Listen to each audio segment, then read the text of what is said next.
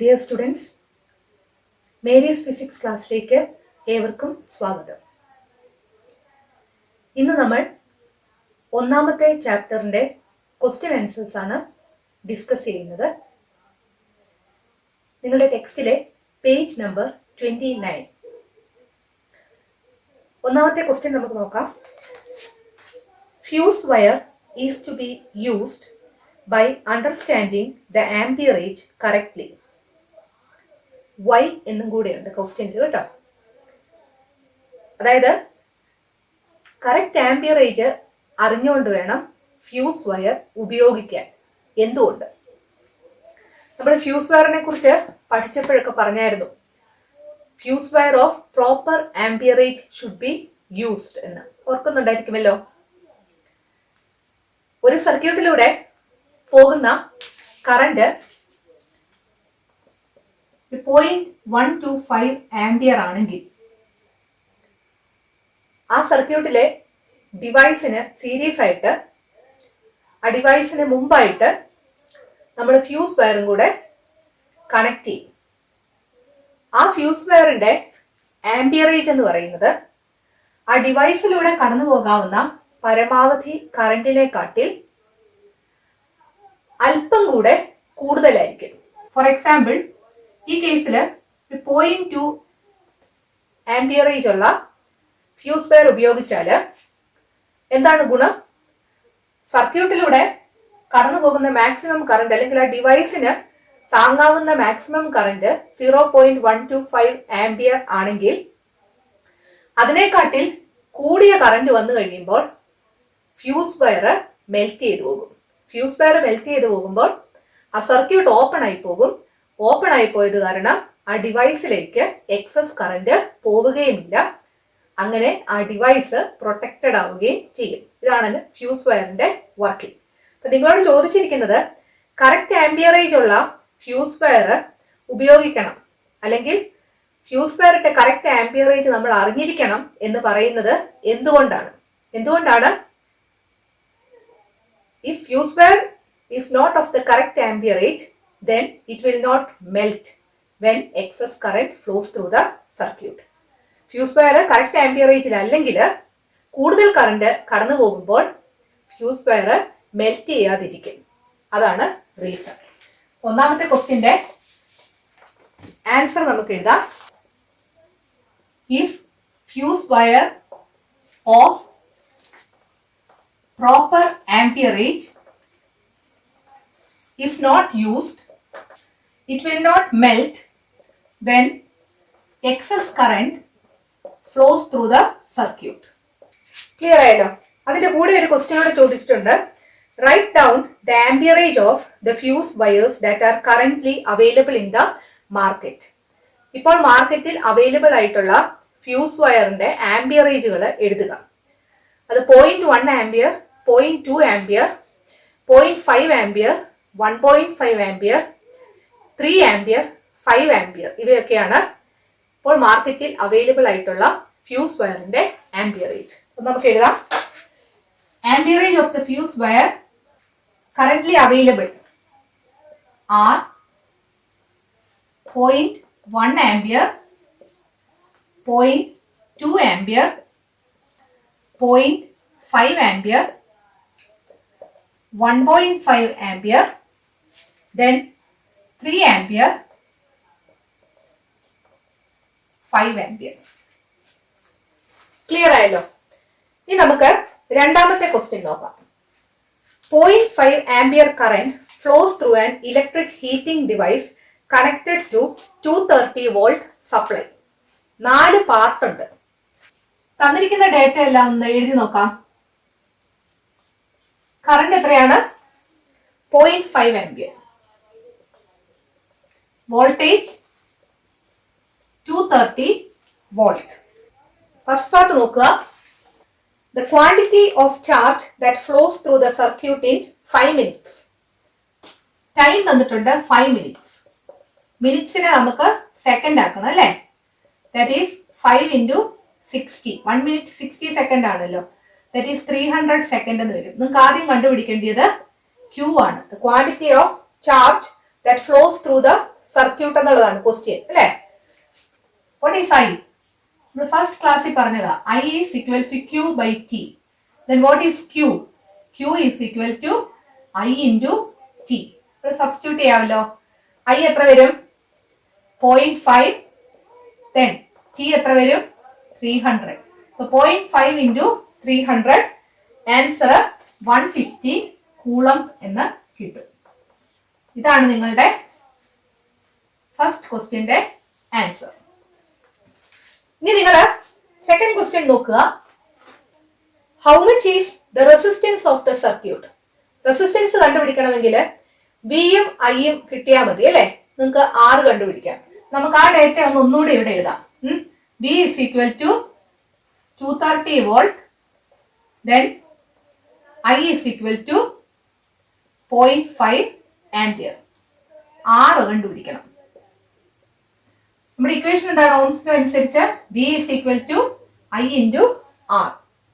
What is R? R is equal to R മാത്രം ഇവിടെ കിടക്കുന്നു. അതോട് കൂടെ കിടക്കുന്നത് ന്യൂമറേറ്ററിലാണെങ്കിൽ അത് ഇപ്പുറത്തെ വശത്ത് ഡിനോമിനേറ്ററിലോട്ട് കൊണ്ടുവരിക. So R is equal to B divided by I. That is equal to B is 230 divided by I is equal to 0.5. Answer എത്ര കിട്ടും? 460 ഓം എന്ന് കിട്ടും. ക്ലിയർ അല്ലേ? ഇനി അതിന്റെ സി പാർട്ട് നോക്കുക. Calculate the quantity of heat generated when current flows in the circuit for 5 minutes. Quantity of heat ആണ് ചോദിച്ചിരിക്കുന്നത്. H ആണ് നിങ്ങൾക്ക് കാണേണ്ടത്. എച്ച് കണ്ടുപിടിക്കാൻ നിങ്ങൾക്ക് 3 ഇക്വേഷൻ ഉണ്ട്. H is equal to I square RT ഉപയോഗിക്കാം, H is equal to V into I into T ഉപയോഗിക്കാം, അല്ലെങ്കിൽ H is equal to V square by R into T ഉപയോഗിക്കാം. ഞാനിപ്പോ ഇവിടെ H is equal to I square RT എന്നുള്ള ഇക്വേഷനാണ് ഉപയോഗിക്കാൻ പോകുന്നത്. അതുകൊണ്ട് അതിന്റെ ഡേറ്റാസ് മാത്രം ഞാൻ ഇവിടെ എഴുതുകയാണ്. I is equal to 0.5 ampere, R is equal to 460 ohm. Time എത്രയാണ് തന്നിരിക്കുന്നത്? 5 minutes എന്ന അല്ലേ. 5 minutes is equal to 5 into 60 is equal to 300 seconds.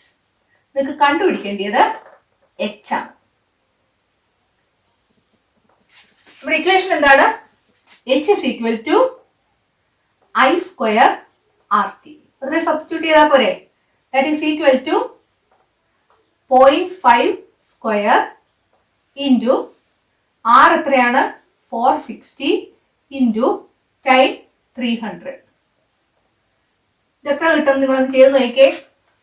34,500 joule എന്ന നിങ്ങൾക്ക് ആൻസർ കിട്ടും. ഇനി നിങ്ങളുടെ ഡി പാർട്ട് നോക്കുക. How much is the power of the heating device connected to the circuit if we ignore the resistance of the circuit wire? Circuit വയറിന്റെ resistance ignore ചെയ്യാനാണ് പറയുന്നത്. അതുകൊണ്ട് നമ്മുടെ R നമ്മൾ എഴുതണ്ടെന്നാവുന്നില്ല. പവർ ആണ് കണ്ടുപിടിക്കാൻ പറഞ്ഞേക്കുന്നത്. എന്താണ് പവറിന്റെ equation? P is equal to V into I ആകാം, അല്ലെങ്കിൽ I square R ആകാം, അല്ലെങ്കിൽ V square by R ആകാം അല്ലെ. ഹീറ്റിന്റെ ഇക്വേഷന്റെ T കളഞ്ഞാൽ മതി. ഒന്നുകിൽ നിങ്ങൾക്ക് ഈ ഹീറ്റിന്റെ ഇക്വേഷനിൽ നിന്ന് H/T ചെയ്താൽ നിങ്ങൾക്ക് പവറിന്റെ ഇക്വേഷൻ നേരെ കിട്ടും. അല്ലെങ്കിൽ നിങ്ങൾ പവറിന്റെ ഏതെങ്കിലും ഇക്വേഷൻ ചെയ്യുക. ഞാൻ P is equal to V into I വെച്ചാണ് നിങ്ങൾക്ക് കാണിക്കാൻ പോകുന്നത്. നിങ്ങൾക്ക് ഏത് രീതിയിലും ഇത് കിട്ടും. V into I ആണെങ്കിൽ അതിന് വേണ്ട ഡേറ്റ നമുക്ക് എഴുതാം. What is V? V is equal to 230 volt. What is I? I is equal to 0.5 ampere. നിങ്ങൾക്ക് പവർ വേണം കണ്ടുപിടിക്കാൻ. So P is equal to V into I. That is equal to 230 into 0.5. 150 watts എന്ന് കിട്ടും. Unit എഴുതാൻ മറന്നു പോകരുതേ. ഇനി നമുക്ക് മൂന്നാമത്തെ ക്വസ്റ്റ്യൻ നോക്കാം. According to Joule's law, the heat generated due to the flow of current is H is equal to I square RT. Will the heat developed increase on increasing the resistance without changing the voltage? ഇവിടെ പറഞ്ഞിരിക്കുന്നത് Joule's law അനുസരിച്ച് H is equal to I square RT ആണ്. Voltage change ചെയ്യാതെ resistance മാത്രം increase ചെയ്താൽ heat generate ചെയ്യുന്നത് കൂടുമോ എന്നാണ് നിങ്ങളുടെ ക്വസ്റ്റ്യൻ. നമ്മൾ ഓംസ് ലോ പഠിച്ചായിരുന്നു, V is equal to I into R. ഇവിടെ V കോൺസ്റ്റന്റ് ആണെങ്കിൽ R കൂട്ടിയാൽ I കുറയും, R കുറച്ചാൽ I കൂടും. അങ്ങനെയല്ലേ? ഒന്ന് കുറഞ്ഞാൽ മറ്റേത് കൂടിയാലേ V കോൺസ്റ്റന്റ് ആയിട്ട് നിൽക്കത്തുള്ളൂ. ഇവിടെ റെസിസ്റ്റൻസ് കൂട്ടുക എന്നാ പറഞ്ഞേക്കുന്നത്. റെസിസ്റ്റൻസ് കൂടി, റെസിസ്റ്റൻസ് കൂട്ടിയാല് കറന്റിന് എന്ത് പറ്റും? കറന്റ് കുറയും. അങ്ങനെയല്ലേ? കറന്റ് കുറഞ്ഞാല് H is equal to I square RT ആണ്. കറന്റ് കുറഞ്ഞാൽ എച്ചും എന്ത് സംഭവിക്കും? എച്ചും കുറയും. നമ്മുടെ ആൻസർ എന്താണ്? ഹീറ്റ് കൂടത്തില്ല, ഹീറ്റ് കുറയത്തേ ഉള്ളൂ എന്നാണ്. V is equal to I into R ആണ്. V കോൺസ്റ്റന്റ് ആയിക്കൊണ്ട് R മാത്രം കൂട്ടിയാൽ I കുറയും, I കുറഞ്ഞാല് എച്ചും കുറയും. അതാണ് നമ്മളുടെ answer. When resistance increases, current decreases since V is a constant. When current decreases, heat generated also decreases since H is equal to I square RT. Clear ആയല്ലോ? ഇതിന്റെ answer നമുക്കൊന്ന് എഴുതാം. V is equal to I into R. When resistance increases, current decreases since V is a constant. V constant ആയിട്ട് നിൽക്കുമ്പോഴാണ് R കൂടുമ്പോൾ I കുറയുന്നത്. When current decreases, heat generated also decreases. എന്താ reason? Since H is equal to I square RT. ഇനി നിങ്ങളുടെ നാലാമത്തെ question നോക്കുക. The table shows details of an electric heating device designed to work in 230 volt.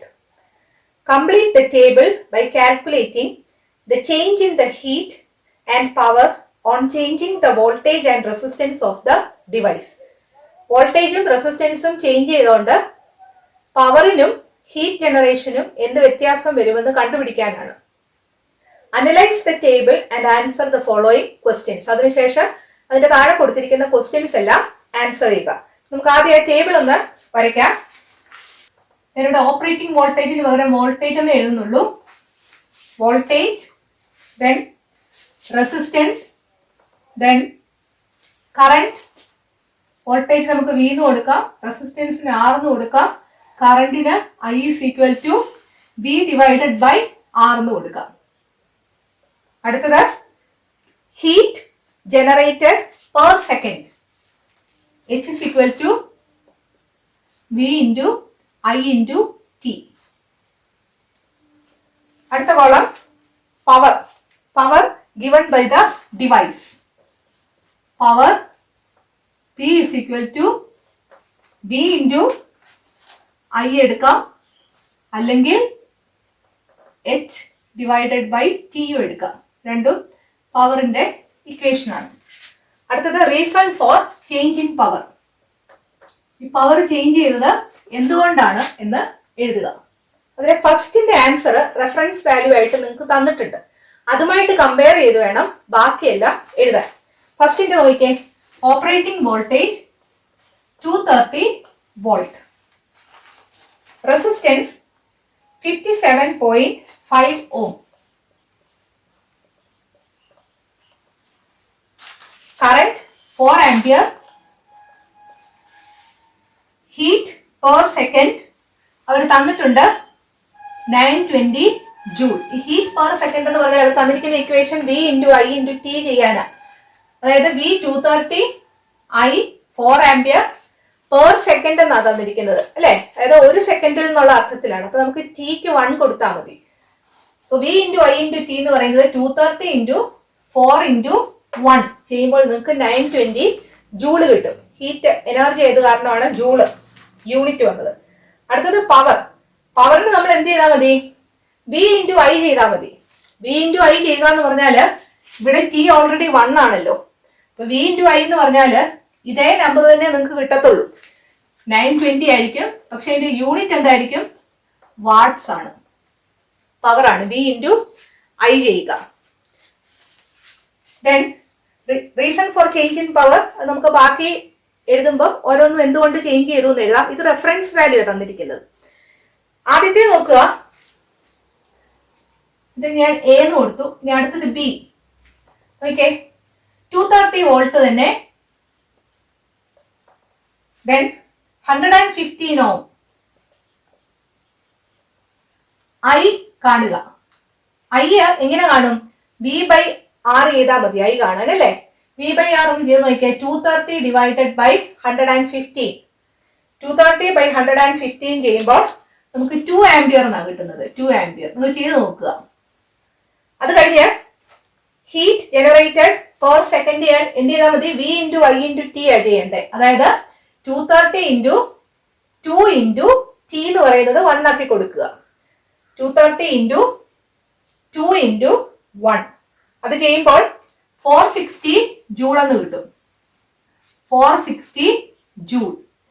Power എന്ന് പറയുന്നത് V into I ആയിരിക്കും. V into I എന്ന് പറയുന്നത് 230 into 2 ചെയ്യുക, 460 വാട്ട്സ് എന്ന് കിട്ടും, പവർ ആയതുകൊണ്ട്. ഇനി അതിന്റെ റീസൺ ഒന്ന് നിങ്ങൾക്ക് എഴുതാവോ? എന്തുകൊണ്ടാണ് ഇവിടെ പവർ കുറഞ്ഞത്? അല്ലെ, 920 ആയിരുന്നത് 460 ആകുക ചെയ്തത്. എന്ത് വ്യത്യാസം ഇവിടെ ഉണ്ടായത്? റെസിസ്റ്റൻസ് നമ്മൾ കൂട്ടി. അപ്പൊ നമുക്കൊരു കൺക്ലൂഷൻ കിട്ടിയ എന്താണ്? റെസിസ്റ്റൻസ് കൂട്ടിയാല് പവർ കുറയും.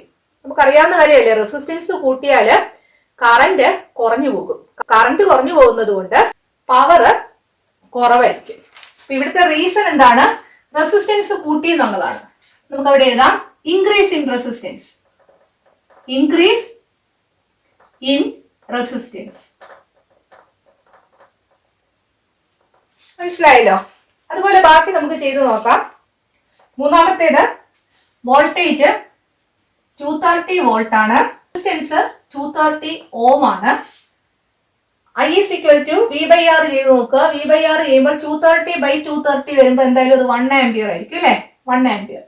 ഇനി എച്ച് ചെയ്ത് നോക്കിക്കേ, V into I into T. 230 into 1 into 1 എത്ര കിട്ടും? 230 ജൂൾ ആയിരിക്കും. 230 ജൂൾ.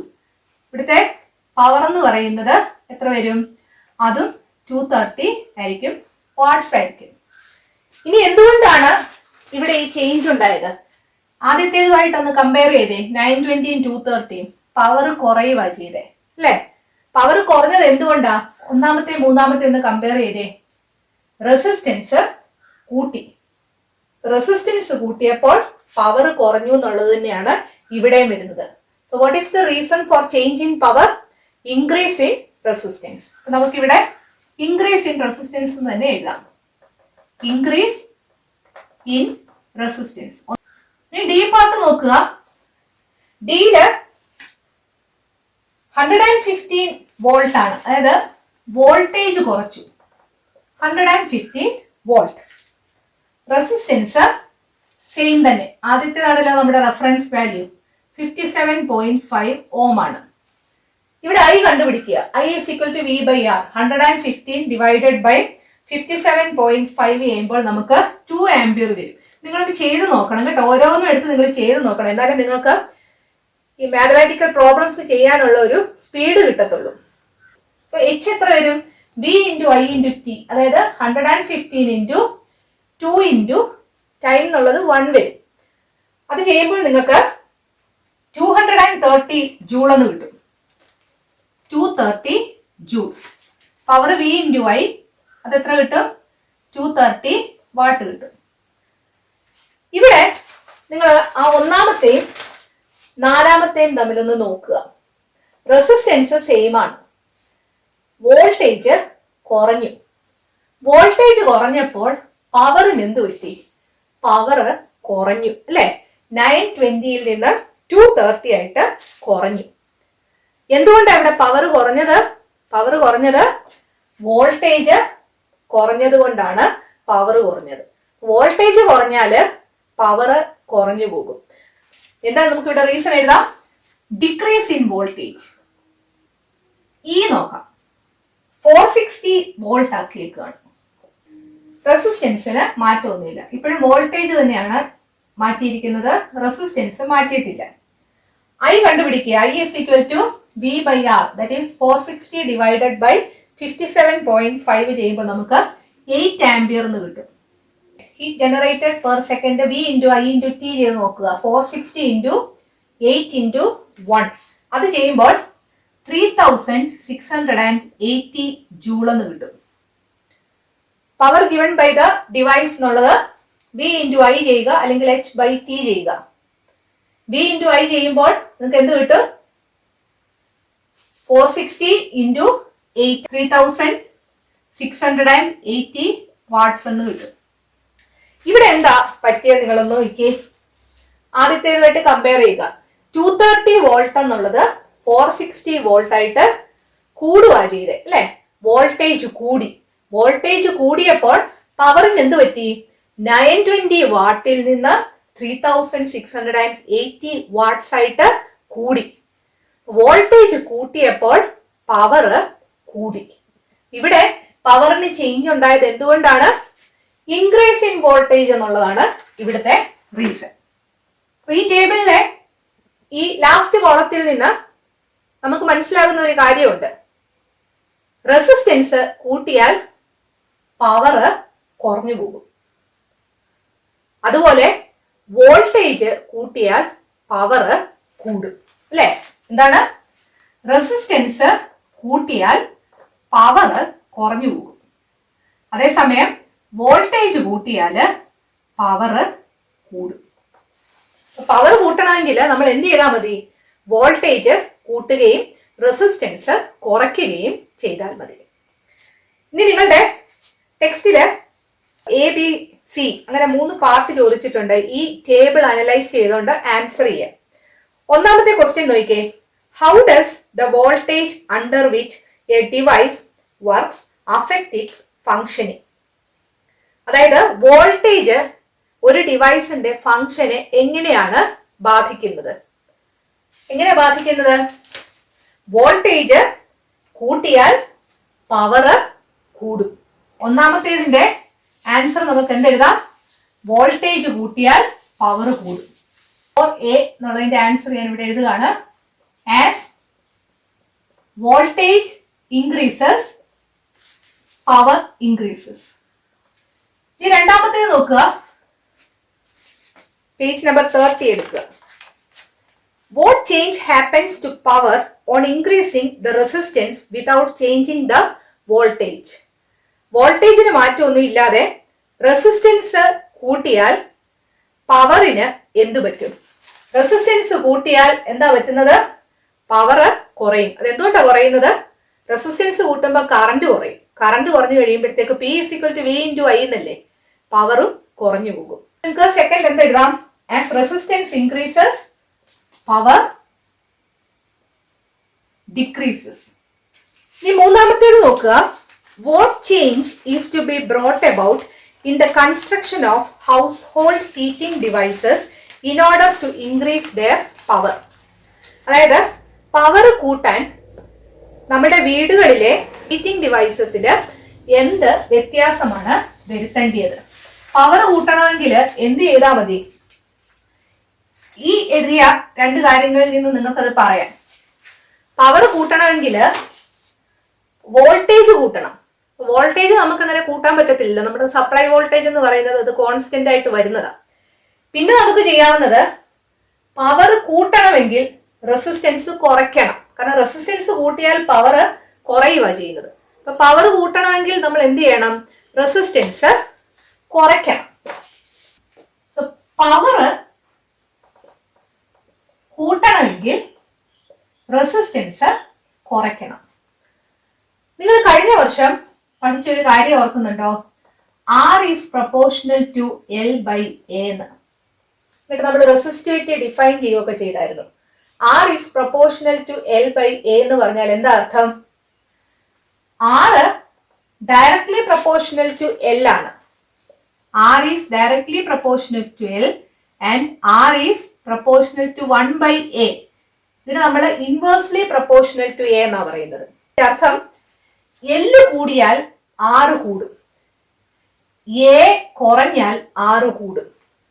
അതായത് നമ്മളൊരു വയർ എടുക്കുമ്പോൾ വയറിന് ലെങ്ത് കൂടുതലാണെങ്കിൽ അവിടുത്തെ റെസിസ്റ്റൻസ് കൂടുതലായിരിക്കും. അതുപോലെ ഏരിയ ഡിനോമിനേറ്ററിലല്ലേ വരുന്നത്, അതുകൊണ്ട് ഏരിയ കുറവാണെങ്കിൽ റെസിസ്റ്റൻസ് കൂടുതലായിരിക്കും. അതായത് ഒത്തിരി തിന്നായിട്ടുള്ള നല്ല നീളം കൂടിയ വയറാണെങ്കിൽ അതിന് റെസിസ്റ്റൻസ് കൂടുതലായിരിക്കും. നമുക്കിവിടെ വേണ്ടിയത് എന്താ? റെസിസ്റ്റൻസ് എങ്ങനെയെങ്കിലും കുറയ്ക്കണം, എന്നാൽ മാത്രമേ കറണ്ട് അതിനനുസരിച്ച് കൂടി പവറും കൂടത്തുള്ളൂ.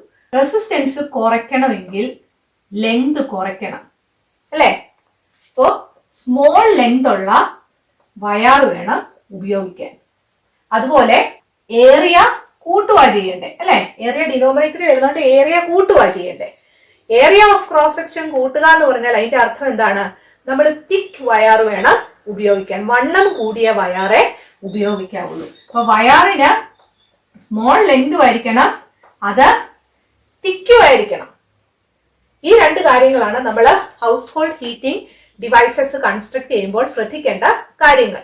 പിന്നെ അതിന്റെ കൂട്ടത്തിൽ നമ്മൾക്ക് ചേർക്കാം, ഈ ഹീറ്റിംഗ് ഡിവൈസസിന്റെ കോയില് നിക്രോം കൊണ്ടായിരിക്കണം, അല്ലെങ്കിൽ അതുപോലത്തെ സ്യൂട്ടബിൾ മെറ്റീരിയൽ കൊണ്ടായിരിക്കണം. അത് നമ്മൾ പറഞ്ഞായിരുന്നു. ഞാൻ ആൻസർ ഇവിടെ എഴുതാം. Power increases when resistance decreases. Resistance കുറയ്ക്കുമ്പോൾ പവർ കൂടും. Resistance can be decreased by decreasing the length and increasing the area of cross section. ഇതിന്റെ കാരണം എന്താണ്? R is proportional to L by A എന്ന. L കുറച്ചാൽ R കുറയും, A കൂട്ടിയാൽ R കുറയും. So to increase the power, use thick wires of small length. Also, the heating coil should be made up of suitable material like nichrome. നിങ്ങളുടെ ക്വസ്റ്റിന്റെ answer ശരിക്കും പറഞ്ഞാൽ ഈ പറഞ്ഞത് മാത്രമേ ഉള്ളൂ. നിങ്ങളോട് ചോദിച്ചിരിക്കുന്നത് what change is to be brought about in the construction of household heating devices in order to increase their power. Power കൂട്ടാൻ നിങ്ങൾ നിങ്ങളുടെ ഹൗസ് ഹോൾഡ് ഹീറ്റിംഗ് ഡിവൈസിന്റെ കൺസ്ട്രക്ഷനിൽ എന്ത് വ്യത്യാസം വരുത്തണം എന്ന് ചോദിച്ചാൽ സ്മോൾ ലെങ്ത് ആയിട്ടുള്ള തിക്ക് വയർ ഉപയോഗിക്കുക, അതുപോലെ ഹീറ്റിംഗ് കോയില് നിക്രോം കൊണ്ട് ഉപയോഗിക്കുക. ഇത്രയേ ഉള്ളൂ ഇതിന്റെ ആൻസർ. അത് എങ്ങനെ വന്നു എന്നുള്ളതാണ് അതിന്റെ തുടക്കത്തിൽ പറഞ്ഞിരിക്കുന്നത്. അപ്പൊ ഒരു മാർക്കിന്റെ ക്വസ്റ്റ്യൻ നിങ്ങൾക്ക് അതിന്റെ ആൻസർ മാത്രം മതിയെങ്കിൽ ഇത് മാത്രം എഴുതിയാൽ മതി. ഇനി 5ാമത്തെ ക്വസ്റ്റ്യൻ നോക്കുക. Complete the table based on the amperage of the fuse wire. Electrical device ആദ്യം തന്നിരിക്കുന്നു.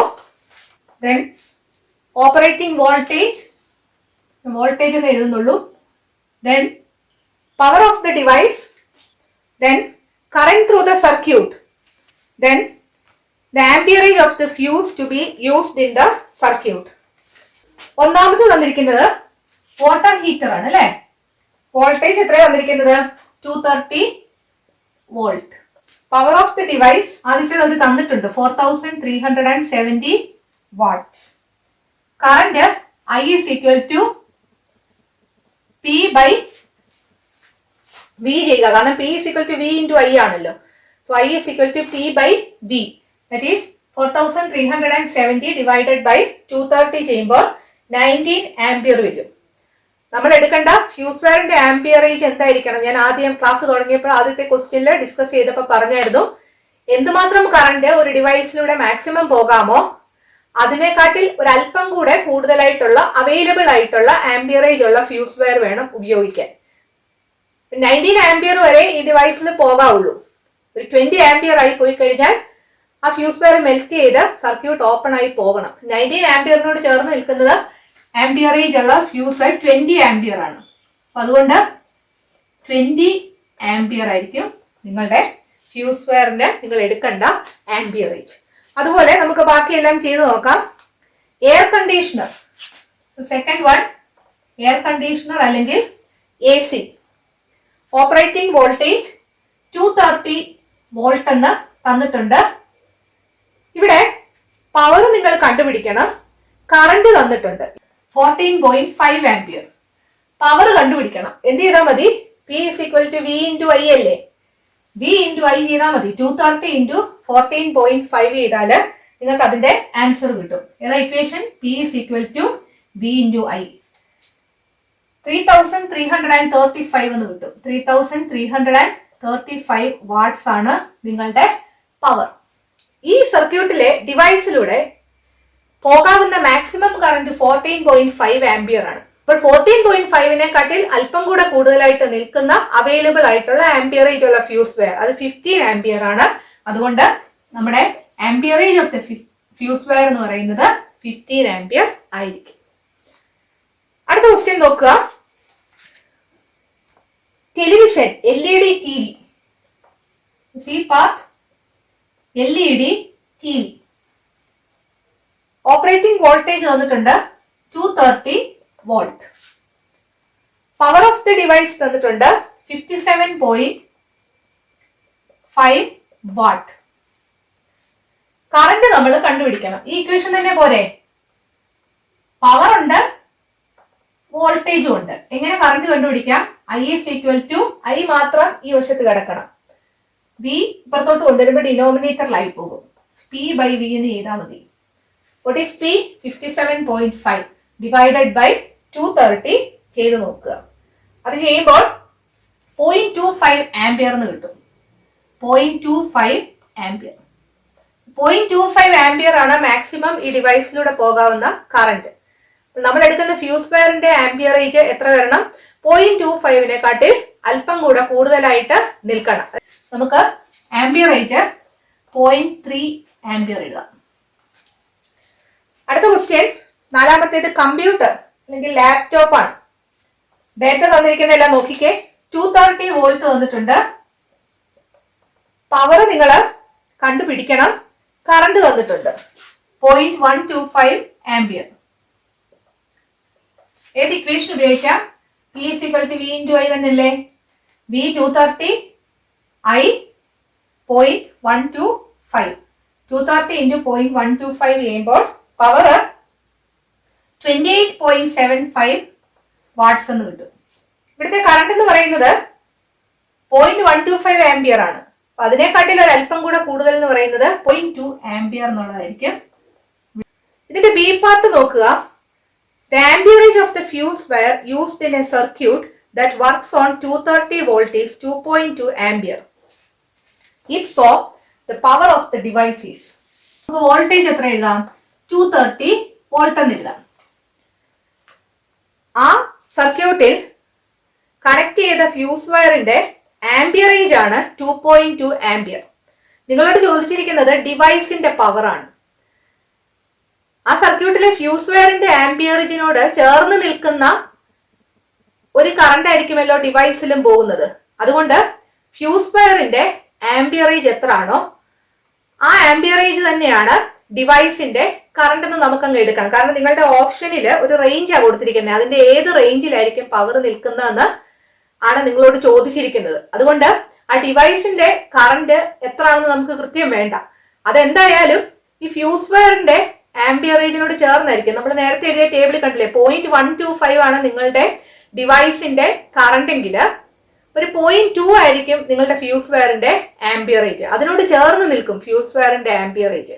അതുകൊണ്ട് നമുക്ക് ഈ ഡിവൈസിലൂടെ പോകുന്ന കറണ്ട് എന്നുള്ളത് ആ ഫ്യൂസ് വയറിന്റെ ആംപിയറേജ് അങ്ങ് എടുക്കാം. 2.2 ആംപിയർ ആണ്.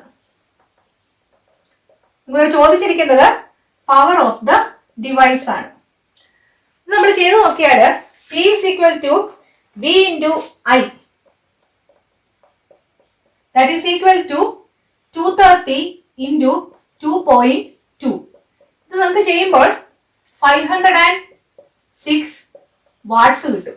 അതായത് നമ്മളുടെ ഡിവൈസിന്റെ പവർ 506 വാട്ട്സ് ആയിരിക്കുമെന്നാ. പക്ഷെ നമുക്ക് കൃത്യം 506 ആണെന്ന് പറയാൻ പറ്റത്തില്ല. കാരണം നമ്മൾ ഫ്യൂസ് വയറിന്റെ ആംപിയറേജ് എടുത്തത്. മാക്സിമം കറണ്ട് അതിലൂടെ എന്തുമാത്രം പോകും എന്നുള്ളതിന്റെ വാല്യൂ നമുക്ക് തന്നിട്ടില്ല. ഫ്യൂസ് വയറിന്റെ ആംപിയറേജ് വെച്ചാണ് നമ്മൾ ഇത് ചെയ്തത്. അത് ഏകദേശം അടുത്ത് നിൽക്കും എന്നതുകൊണ്ട്. അപ്പൊ 506ന് അറൗണ്ട് ആയിട്ടായിരിക്കും നമ്മളുടെ ഡിവൈസിന്റെ പവർ വരുന്നത്. നമുക്ക് ഓരോ ഓപ്ഷനും എടുത്തു നോക്കാം. ലെസ് ദാൻ 300 വാട്ട് അതെന്തായാലും വരത്തില്ല. രണ്ടാമത്തെ ഓപ്ഷൻ 300 വാട്ട്സ് ടു 500 വാട്ട്സ് അതും ആയിരിക്കത്തില്ല, കാരണം നമുക്ക് 506 ഉണ്ടല്ലോ. ദെൻ അടുത്തത് ബിറ്റ്വീൻ 500 വാട്ട്സ് ആൻഡ് 510 വാട്ട്സ്. നാലാമത്തെ നോക്കുക മോർ ദാൻ 510 വാട്ട്സ് അതെന്തായാലും ഉണ്ടാകത്തില്ല. അതായത് 506ന് അറൗണ്ട് ആയിട്ട് നിൽക്കും നമ്മളുടെ ഡിവൈസിന്റെ പവർ. അപ്പൊ ഏതായിരിക്കും ആൻസർ? തേർഡ് ഓപ്ഷൻ ആയിരിക്കും answer, between 500 watts and 510 watts. Between 500 watts and 510 watts എന്നുള്ളതായിരിക്കും ആൻസർ. ഇനി നമുക്ക് ആറാമത്തെ ക്വസ്റ്റ്യൻ നോക്കാം. A 230 volt 115 filament lamp works in a circuit for 10 minutes. നമുക്ക് ആ ഡേറ്റ എല്ലാം ഒന്ന് എഴുതാം. V is equal to 230 volt. Power is equal to 115 watts. Time is equal to 10 minutes. That is equal to 10 into 60. That is 600 seconds. നിങ്ങളുടെ A പാർട്ടിൽ ചോദിച്ചിരിക്കുന്നത് what is the current flowing through the bulb എന്നുള്ളതാണ്. Current കണ്ടുപിടിക്കണം. Current കണ്ടുപിടിക്കാൻ ഈ തന്നിരിക്കുന്ന data വെച്ച് നമുക്ക് എന്ത് ചെയ്താൽ മതി? P is equal to V into I അല്ലേ? എളുപ്പം അല്ലേ? P is equal to V into I. What is I? therefore I is equal to I മാത്രം ഒരു സ്ഥാനത്ത് ഇവിടെ കിടക്കണം. ബി ഇപ്പുറത്തോട്ട് കൊണ്ടുവരുമ്പോൾ ഡിനോമിനേറ്ററിലായി പോകും അല്ലെ?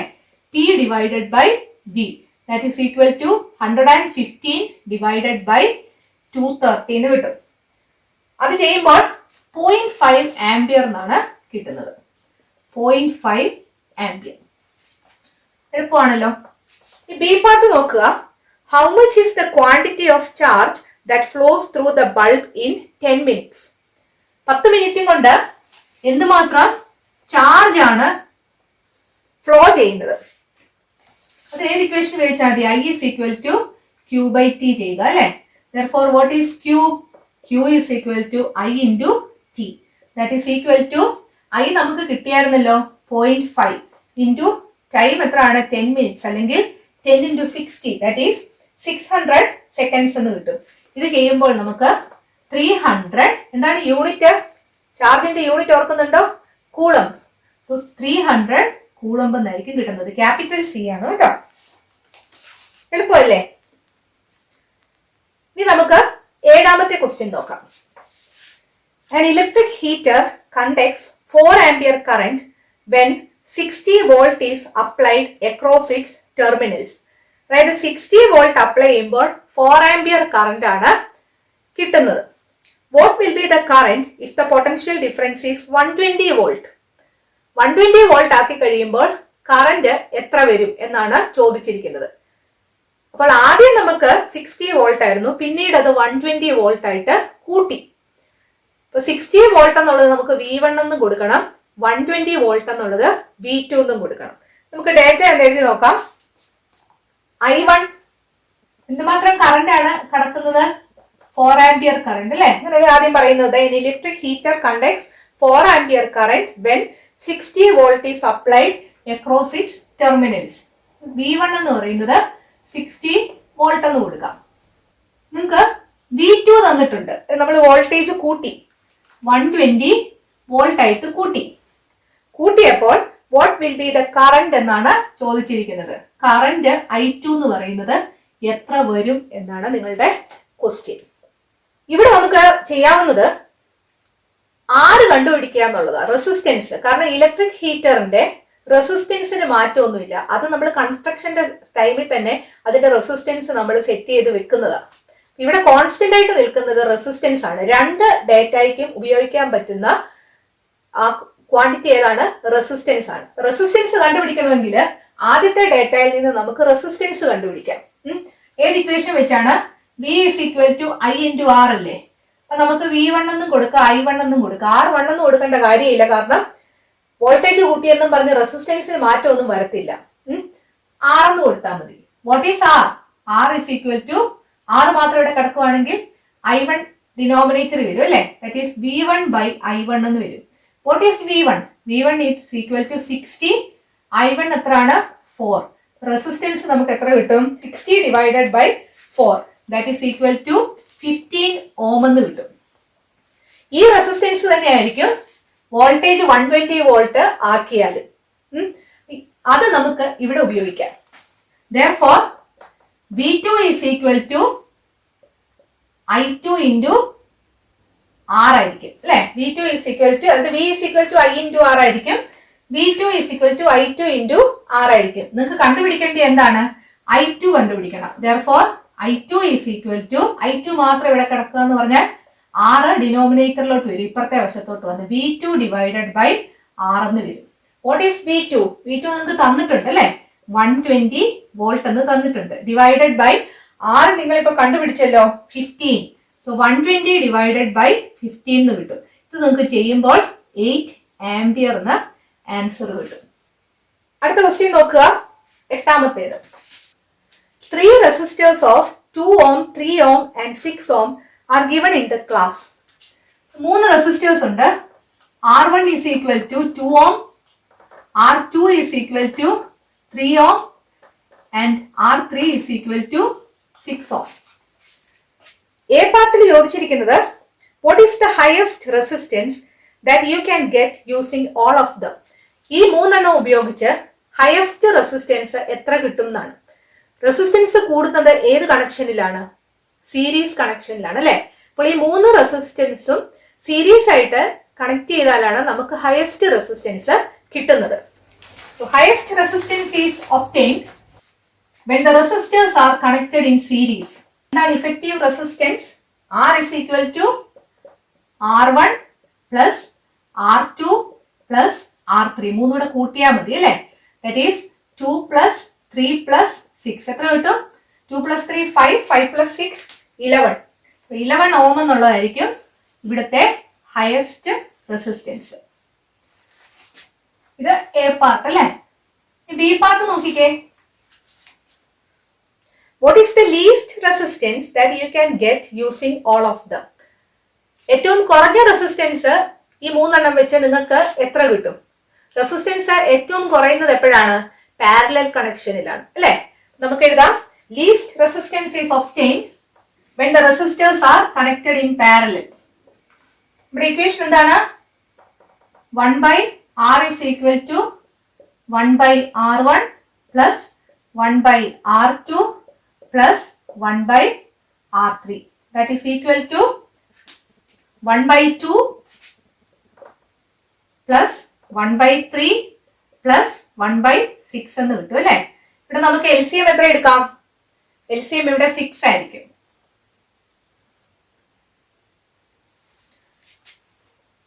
ഇവിടെ എന്തുകൊണ്ട് മൾട്ടിപ്ലൈ ചെയ്യണം?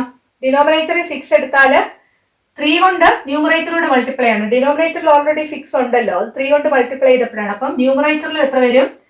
3 വരും. അടുത്തത് ഇവിടെ 2 കൊണ്ട് മൾട്ടിപ്ലൈ ചെയ്താലാ 6 വരുന്നത്. അതുകൊണ്ട് ന്യൂമറേറ്ററിൽ നമ്മൾ 2 കൊണ്ട് മൾട്ടിപ്ലൈ ചെയ്യണം. ഇവിടെ ഓൾറെഡി 6 ഉണ്ട്, അപ്പൊ നമ്മൾ 1 കൊണ്ട് മൾട്ടിപ്ലൈ ചെയ്താൽ മതി. So 3 plus 2 plus 1 that is equal to 3 plus 2 5, 5 plus 1 6, 6 by 6 എന്ന് കിട്ടും. That is 1 ohm എന്ന് കിട്ടും. 1 ohm ആയിരിക്കും ഇവിടുത്തെ ലീസ്റ്റ് റെസിസ്റ്റൻസ്. ഇനി അടുത്തത് അതിനൊരു സി പാർട്ട് ചോദിച്ചിട്ടുണ്ട്. Can you make a resistance 4.5 ohm using these 3? ഈ മൂന്നെണ്ണം ഉപയോഗിച്ച് 4.5 ohm നിങ്ങൾക്ക് ഉണ്ടാക്കാൻ പറ്റുമോ? ഡ്രോ ദ സർക്യൂട്ട് എന്നാണ് ചോദിച്ചിരിക്കുന്നത്. ഇതുപോലൊരു ക്വസ്റ്റ്യൻ ചോദിച്ചാല് ട്രയൽ ആൻഡ് എറർ മെത്തേഡ് എന്നുള്ളതേ ഉള്ളൂ. നമ്മൾ പല രീതിയിൽ അത് വരച്ചു നോക്കുക, വരച്ചു നോക്കിയിട്ട് എപ്പോഴാണ് 4.5 ohm കിട്ടുന്നതെന്ന് നോക്കുക എന്നുള്ളതേ ഉള്ളൂ. ട്രയൽ ആൻഡ് എറർ മെത്തേഡ് എന്നാണ് പറയുന്നത്. ഇപ്പൊ സീരീസ് ആയിട്ടും പാരലൽ ആയിട്ടും ഇത് കണക്ട് ചെയ്താല് 4.5 ohm കിട്ടത്തില്ലെന്ന് നമുക്ക് മനസ്സിലായി. ഒരെണ്ണം നമുക്ക് 11 ohm എന്നാ കിട്ടിയത് അല്ലെ. രണ്ടാമത്തേത് 1 ohm എന്നാ കിട്ടിയത്. ആ രണ്ട് രീതിയിലും കണക്ട് ചെയ്തിട്ട് കാര്യമില്ല. ആകെ നമുക്ക് 3 റെസിസ്റ്റേഴ്സ് അല്ലേ ഉള്ളത്. രണ്ട് രീതിയിൽ ഇത് നമുക്ക് പിന്നെ ഉള്ള കണക്ഷൻ നമുക്ക് നോക്കാം. അതായത് രണ്ടെണ്ണം സീരീസും അതിന് പാരലൽ ആയിട്ട് മൂന്നാമതൊരെണ്ണം. ഞാൻ നിങ്ങളെ എല്ലാ കോമ്പിനേഷനും ഒന്ന് കാണിച്ചു തരാം. അത് ഞാൻ കാണിക്കുന്നത് നിങ്ങൾക്ക് വേറെ പ്രോബ്ലംസ് കിട്ടിയാലും അത് ചെയ്യാൻ പറ്റാൻ വേണ്ടിയാണ് കേട്ടോ. ഇതിന്റെ ഒരു ഉത്തരം മാത്രമല്ല ഞാൻ പറയുന്നത്, ഇതിന്റെ ഏതെല്ലാം കോമ്പിനേഷനിൽ നിങ്ങൾക്ക് ഇത് എഴുതാം, എന്നിട്ട് ഉത്തരം 4.5 ഓം എവിടാ കിട്ടുന്നതെന്ന് കണ്ടുപിടിക്കാനുള്ളത് ഒന്ന് കാണിച്ചു തരുകയാണ്. രണ്ടെണ്ണം സീരീസ് ആയിട്ട് കൊടുക്കുന്നു, അതിന് പാരലൽ ആയിട്ട് ഒരെണ്ണം കൊടുക്കുന്നു. ഈ രീതിയിൽ നമുക്ക് ഒന്നുകിൽ കണക്ട് ചെയ്യാം, അല്ലെങ്കിൽ ഒരെണ്ണം സീരീസ് രണ്ടെണ്ണം പാരലൽ, ഇങ്ങനെ കണക്ഷൻ നടത്താം. മൂന്നെണ്ണം വെച്ചോണ്ട്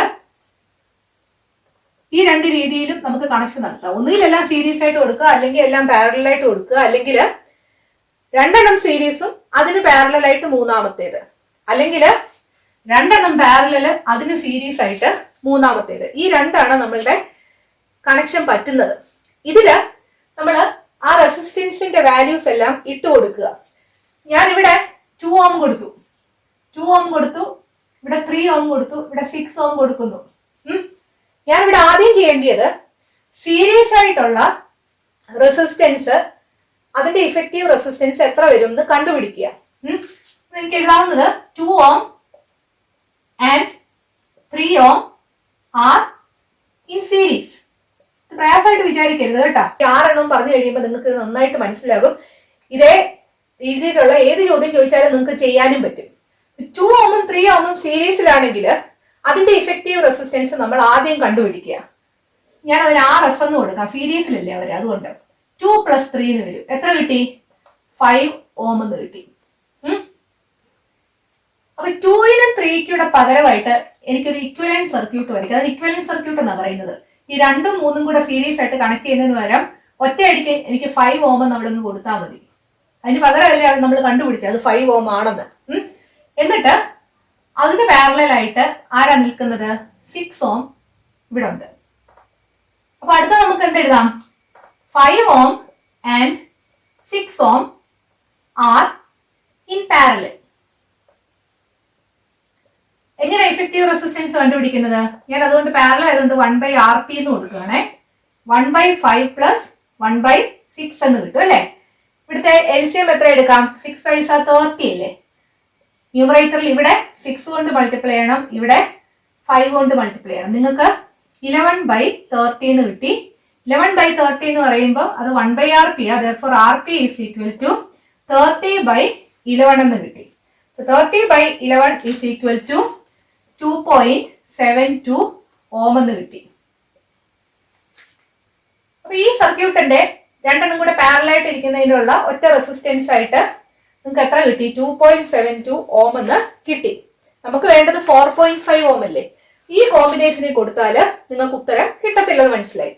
ഇനി നമുക്ക് അടുത്ത കോമ്പിനേഷൻ കൊടുക്കാം. നമ്മളിവിടെ 2ഉം 3ഉം ഇവിടെ 6ഉം അല്ലേ കൊടുത്തേ.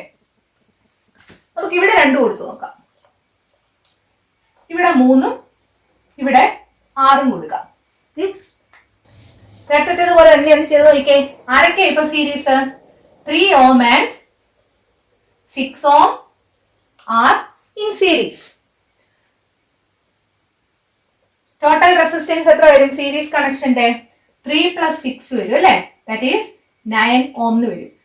9 ohm and 2 ohm are in parallel. എങ്ങനെ ഇഫക്റ്റീവ് റെസിസ്റ്റൻസ് കണ്ടുപിടിക്കും? 1/RP is equal to 1/9 + 1/2 എന്ന് കിട്ടും അല്ലെ. എത്ര വരും LCM? 18 വരും. ഇവിടെ നിങ്ങൾക്ക് 2 കിട്ടും, ഇവിടെ നിങ്ങൾക്ക് 9ഉം കിട്ടും. അതായത് 11/18 എന്ന് കിട്ടും. So what is RP? RP is equal to 18 divided by 11. 18/11 ചെയ്യുമ്പോൾ നിങ്ങൾക്ക് 1.63 ഓം എന്നാണ് കിട്ടുന്നത്. നമുക്ക് 4.5 അല്ലേ വേണ്ടത്. അപ്പോൾ ഈ രീതി കണക്ട് ചെയ്താലും പറ്റത്തില്ല. ഇനി നമുക്ക് മൂന്നാമത്തെ മെത്തേഡ് നോക്കാം. നമുക്ക് 2 ഓം അല്ലായിരുന്നോ പാരലൽ ആയിട്ട് കൊടുത്തേ. ആദ്യം 6 ഓമാ കൊടുത്തത്. ഇനി നമുക്ക് ഇവിടെ 3 ഓം കൊടുക്കാം. 3 ഓം. ഇങ്ങനെ നമ്മൾ ഓരോ കോമ്പിനേഷൻസും ചെയ്ത് നോക്കി എപ്പോഴാണ് 4.5 കിട്ടുന്നത് നോക്കുക എന്നുള്ളതേ ഉള്ളൂ കേട്ടോ. 2 ഓമും 6 ഓമും ഇതേ രീതിയിൽ തന്നെ ചെയ്യാം. 2 ohm and 6 ohm are in series അല്ലേ.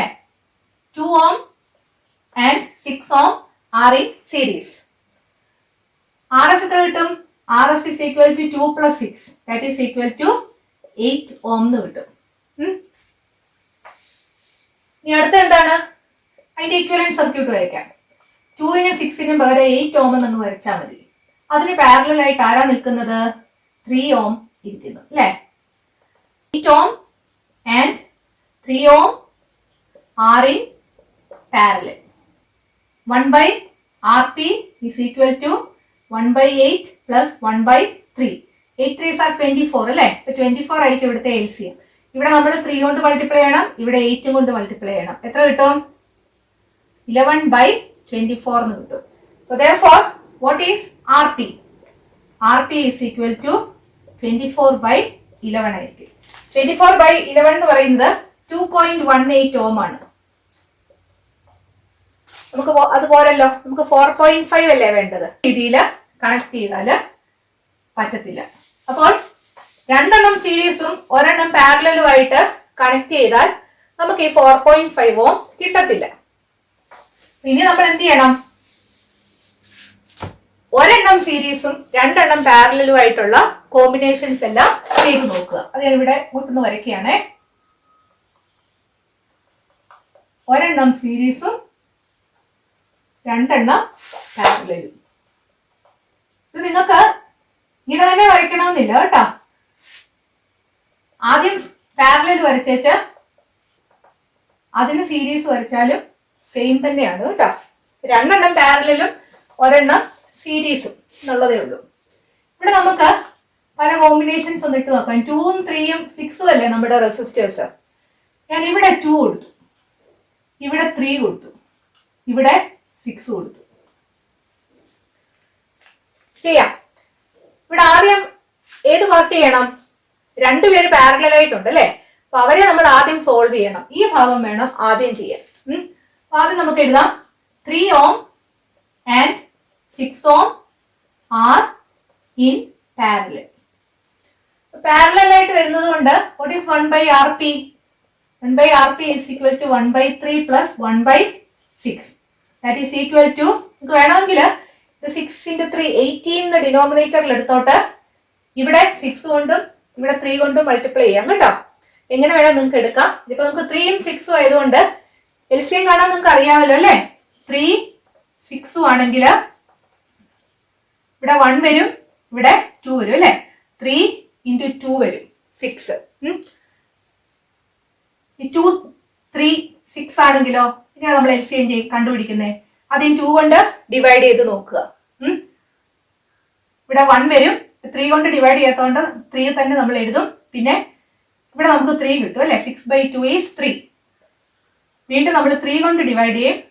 1ന് ഒന്നും ചെയ്യാനില്ലാത്തതുകൊണ്ട് 1 അതുപോലെ എഴുതും. ഇവിടെ 1 എഴുതി, ഇവിടെ 1 എഴുതി. ഇതെല്ലാം കൂടി ഇൻറ്റു ചെയ്യുക. 2 into 3 6 കിട്ടും. ബാക്കി എല്ലാം 1 അല്ലേ? LCM കാണുന്നത് ഞാൻ ആർക്കെങ്കിലും അറിയത്തില്ലെങ്കിൽ ഒന്ന് പറഞ്ഞെന്നുള്ളതേ ഉള്ളൂ കേട്ടോ. ഇവിടെ ഒന്നുകിൽ നിങ്ങൾക്ക് 6 into 3 ഡിനോമിനേറ്ററിൽ എടുക്കാവുന്ന, അല്ലെങ്കിൽ ഇപ്പൊ 3ഉം 6ഉം ആയതുകൊണ്ട് LCM 6 ആയിരിക്കും. അതുകൊണ്ട് 6 എന്ന് എടുക്കുക. ഇവിടെ എന്തുകൊണ്ട് മൾട്ടിപ്ലൈ ചെയ്യണം? 6 ആകാൻ 2 കൊണ്ട് അല്ലേ? ഇവിടെ 1 കൊണ്ട് മൾട്ടിപ്ലൈ ചെയ്യുക. That is 3 by 6. That is equal to 1 by 2 എന്ന് വരും. So what is RP? RP is equal to 2 ohm എന്ന് കിട്ടും. ഇപ്പൊ നമുക്ക് ഇക്വലന്റ് സർക്യൂട്ട് ഏത് രീതിയിൽ വരയ്ക്കാം? ഓൾറെഡി നമുക്കൊരു 2 ഓം ഉണ്ട്. പിന്നെ ഈ പാരലൽ കണക്ഷന് ഇഫക്റ്റീവ് റെസിസ്റ്റൻസ് 2 ഓം എന്ന് കണ്ടുപിടിച്ചിട്ടുണ്ട്. ഇനിയിപ്പോൾ രണ്ടെണ്ണം സീരീസിലാണ് നമുക്ക് വ്യക്തമായി. അതുകൊണ്ട് നമ്മൾ അങ്ങ് വരയ്ക്കാൻ പറയുന്നത്. സീരീസ് ആകുമ്പോൾ എന്ത് പറ്റും? ചുമ്മാ കൂട്ടിയാൽ പോരെ. 2 plus 2 that is equal to 4 ohm. 4 ohm ആണോ നമുക്ക് വേണ്ടി? നമുക്ക് 4.5 ഓം വേണം. അപ്പോൾ ഈ കോമ്പിനേഷനും പറ്റത്തില്ല. അടുത്തത് ഞാൻ വേറൊരു കോമ്പിനേഷൻ കൊടുത്തു നോക്കട്ടെ. ആദ്യം ഞാൻ 2 അല്ലേ കൊടുത്തേ? ഇനി ഞാൻ 6 കൊടുക്കാം. ഇവിടെ 6, ഇവിടെ 2, ഇവിടെ ഞാൻ 3 കൊടുത്തു. ഇപ്പൊ ആരൊക്കെയാ പാരലല്? 2 ഓമും 3 ഓമും പാരലല അല്ലെ? 2 ഓം ആൻഡ് 3 ഓം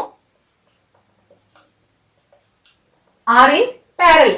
ഈ പാരലലിന്റെ ഇഫക്റ്റീവ് റെസിസ്റ്റൻസ് കാണാൻ നമ്മൾ എന്ത് ചെയ്യണം? 1 by RP is equal to 1 by 2 plus 1 by 3. 2 ഉം 3 ഉം വരുന്നത് എത്ര വരും?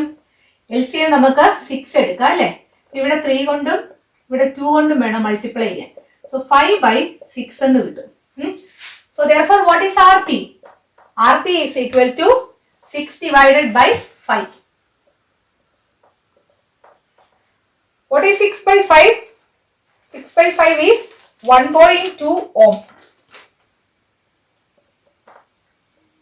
അടുത്ത നമുക്ക് ഇക്വലന്റ് സർക്യൂട്ട് അങ്ങ് വരയ്ക്കാം അല്ലെ. നമുക്ക് ഓൾറെഡി സീരീസ് ആയിട്ട് 6 ഓം റെസിസ്റ്റൻസ് ഉണ്ട്. അതിന് സീരീസ് ആയിട്ട് ഇപ്പൊ നമ്മൾ കണ്ടുപിടിച്ച ഈ 1.2 ഓം റെസിസ്റ്റൻസും ഉണ്ട്. രണ്ടുപേരും സീരീസ് അല്ലെ. 6 ohm and 1.2 ohm are in series. So what is RS? RS is equal to 6 plus 1.2. That is equal to 7.2 ohm ആയുള്ളൂ. ഇപ്പോഴും നമ്മുടെ ആൻസർ കിട്ടിയിട്ടില്ല. നമുക്ക് വേണ്ടിയത് 4.5 ഓം ആണ്. ഇനി ഒരു കോമ്പിനേഷനും കൂടെ ഉണ്ട്. ഇവിടെ ഞാൻ 3 ഓം കൊടുത്തു, 3 ഓം.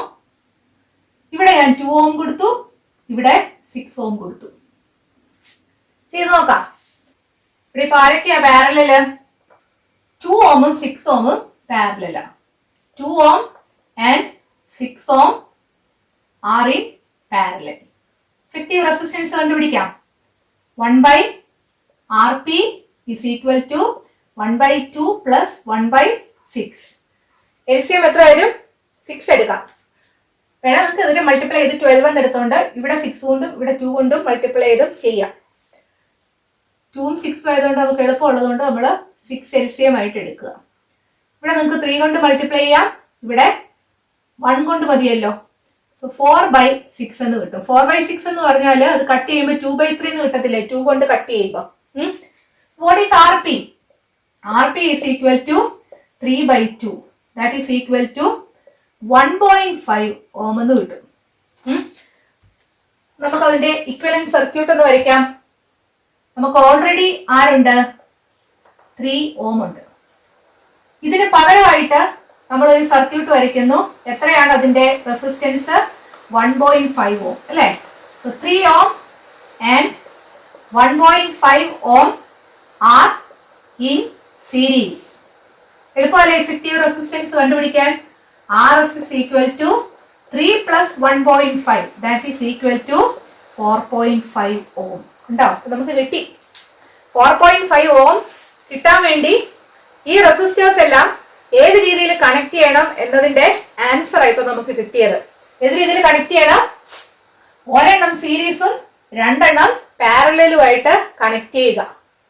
കണക്ട് ചെയ്തിട്ട് ഇവിടെ 3 കൊടുക്കണം, ഇവിടെ 2 കൊടുക്കണം, ഇവിടെ 6 കൊടുക്കണം. എന്നാൽ മാത്രമേ നമുക്ക് 4.5 ഓം കിട്ടത്തുള്ളൂ. മനസ്സിലായല്ലോ? അപ്പൊ ഇത് ഇങ്ങനെ ഒരു ക്വസ്റ്റ്യൻ കിട്ടിയാല് ട്രയൽ ആൻഡ് എറർ മെത്തേഡ് എന്നുള്ളതേ ഉള്ളൂ. നമ്മൾ പല കോമ്പിനേഷൻസ് ചെയ്ത് നോക്കുക.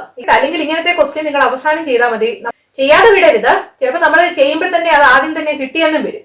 ഒരു 3 റെസിസ്റ്റേഴ്സ് ആണെങ്കിൽ നമുക്ക് ആകെ വരുത്താവുന്ന കോമ്പിനേഷൻ എന്ന് പറയുന്നത് ഒന്നുകിൽ എല്ലാം സീരീസ്, അല്ലെങ്കിൽ എല്ലാം പാരലൽ, അല്ലെങ്കിൽ 2 എണ്ണം സീരീസും 1 എണ്ണം പാരലലും, അല്ലെങ്കിൽ 2 എണ്ണം പാരലലും 1 എണ്ണം സീരീസും. ഈ 4 എണ്ണമേ വരാനുള്ളൂ. അപ്പൊ അത് നമ്മൾ ചെയ്ത് നോക്കുക എന്നുള്ളതേ ഉള്ളൂ. പല കോമ്പിനേഷൻസ് വാല്യൂസ് പലയിടത്തിട്ട് ചെയ്ത് നോക്കുക എന്നുള്ളതാണ്. അപ്പൊ നിങ്ങളുടെ ക്വസ്റ്റ്യനില് ഡ്രോ ദ സർക്യൂട്ട് എന്നേ പറഞ്ഞിട്ടുള്ളൂ കേട്ടോ. ഡ്രോ ദ സർക്യൂട്ട് ആണെങ്കിൽ ഇത് മാത്രം വരച്ചാൽ മതി. 2 എണ്ണം പാരലൽ, അതിന് സീരീസ് ആയിട്ട് കൊടുക്കുക. ഇതായിരിക്കണം 3 ഓം, ഇത് 2 ഓമും ഇത് 6 ഓമും ആയിട്ട്. ഇത് തിരിച്ചു കൊടുത്താലും കുഴപ്പമില്ല. ഇവിടെ 6 ഇവിടെ 2 കൊടുത്താലും നമുക്ക് ഉത്തരം ഒരേപോലെ കിട്ടത്തുള്ളൂ. അപ്പൊ ഇതാണ് നിങ്ങളുടെ ആൻസർ. നിങ്ങളുടെ 9ാമത്തെ ക്വസ്റ്റ്യൻ നോക്കുക. A girl has many resistors of 2 ohm each. She needs a circuit of 9 ohm resistance. For this, draw a circuit with the minimum number of resistors. ഒരു കുട്ടിയുടെ കയ്യില് 2 ohm റെസിസ്റ്റേഴ്സ് പലതുണ്ട്. അതെല്ലാം കൂടെ ചേർത്ത് 9 ohm റെസിസ്റ്റൻസ് ഉണ്ടാക്കണം. Minimum number of resistors മാത്രമേ എടുക്കാനായിട്ട് പാടുള്ളൂ. എങ്ങനെ കണക്ട് ചെയ്യാം എന്നാണ് ചോദിച്ചിരിക്കുന്നത്. അതിന്റെ ആൻസർ 2 ohm റെസിസ്റ്റൻസ് അല്ലേ. 2 ohm 4 എണ്ണം സീരീസ് ആയിട്ട് കണക്ട് ചെയ്താല് 2 ohm 2 ohm 2 ohm 2 ohm series ആയിട്ട് കണക്ട് ചെയ്യുമ്പോൾ എല്ലാം കൂടെ കൂട്ടുമല്ലേ ചെയ്യേണ്ടത് ഇഫക്റ്റീവ് റെസിസ്റ്റൻസ് എന്ന് പറയുന്നത്. അത് നമുക്ക് 8 ohm കിട്ടും. ഇനിയും രണ്ടെണ്ണം പാരലൽ ആയിട്ടൂടെ കൊടുക്കുക. ഇത് 2 ohm, ഇത് 2 ohm. പാരലൽ ആയിട്ട് ഈ ഭാഗം മാത്രം എത്ര കിട്ടും നമുക്കൊന്ന് നോക്കാം.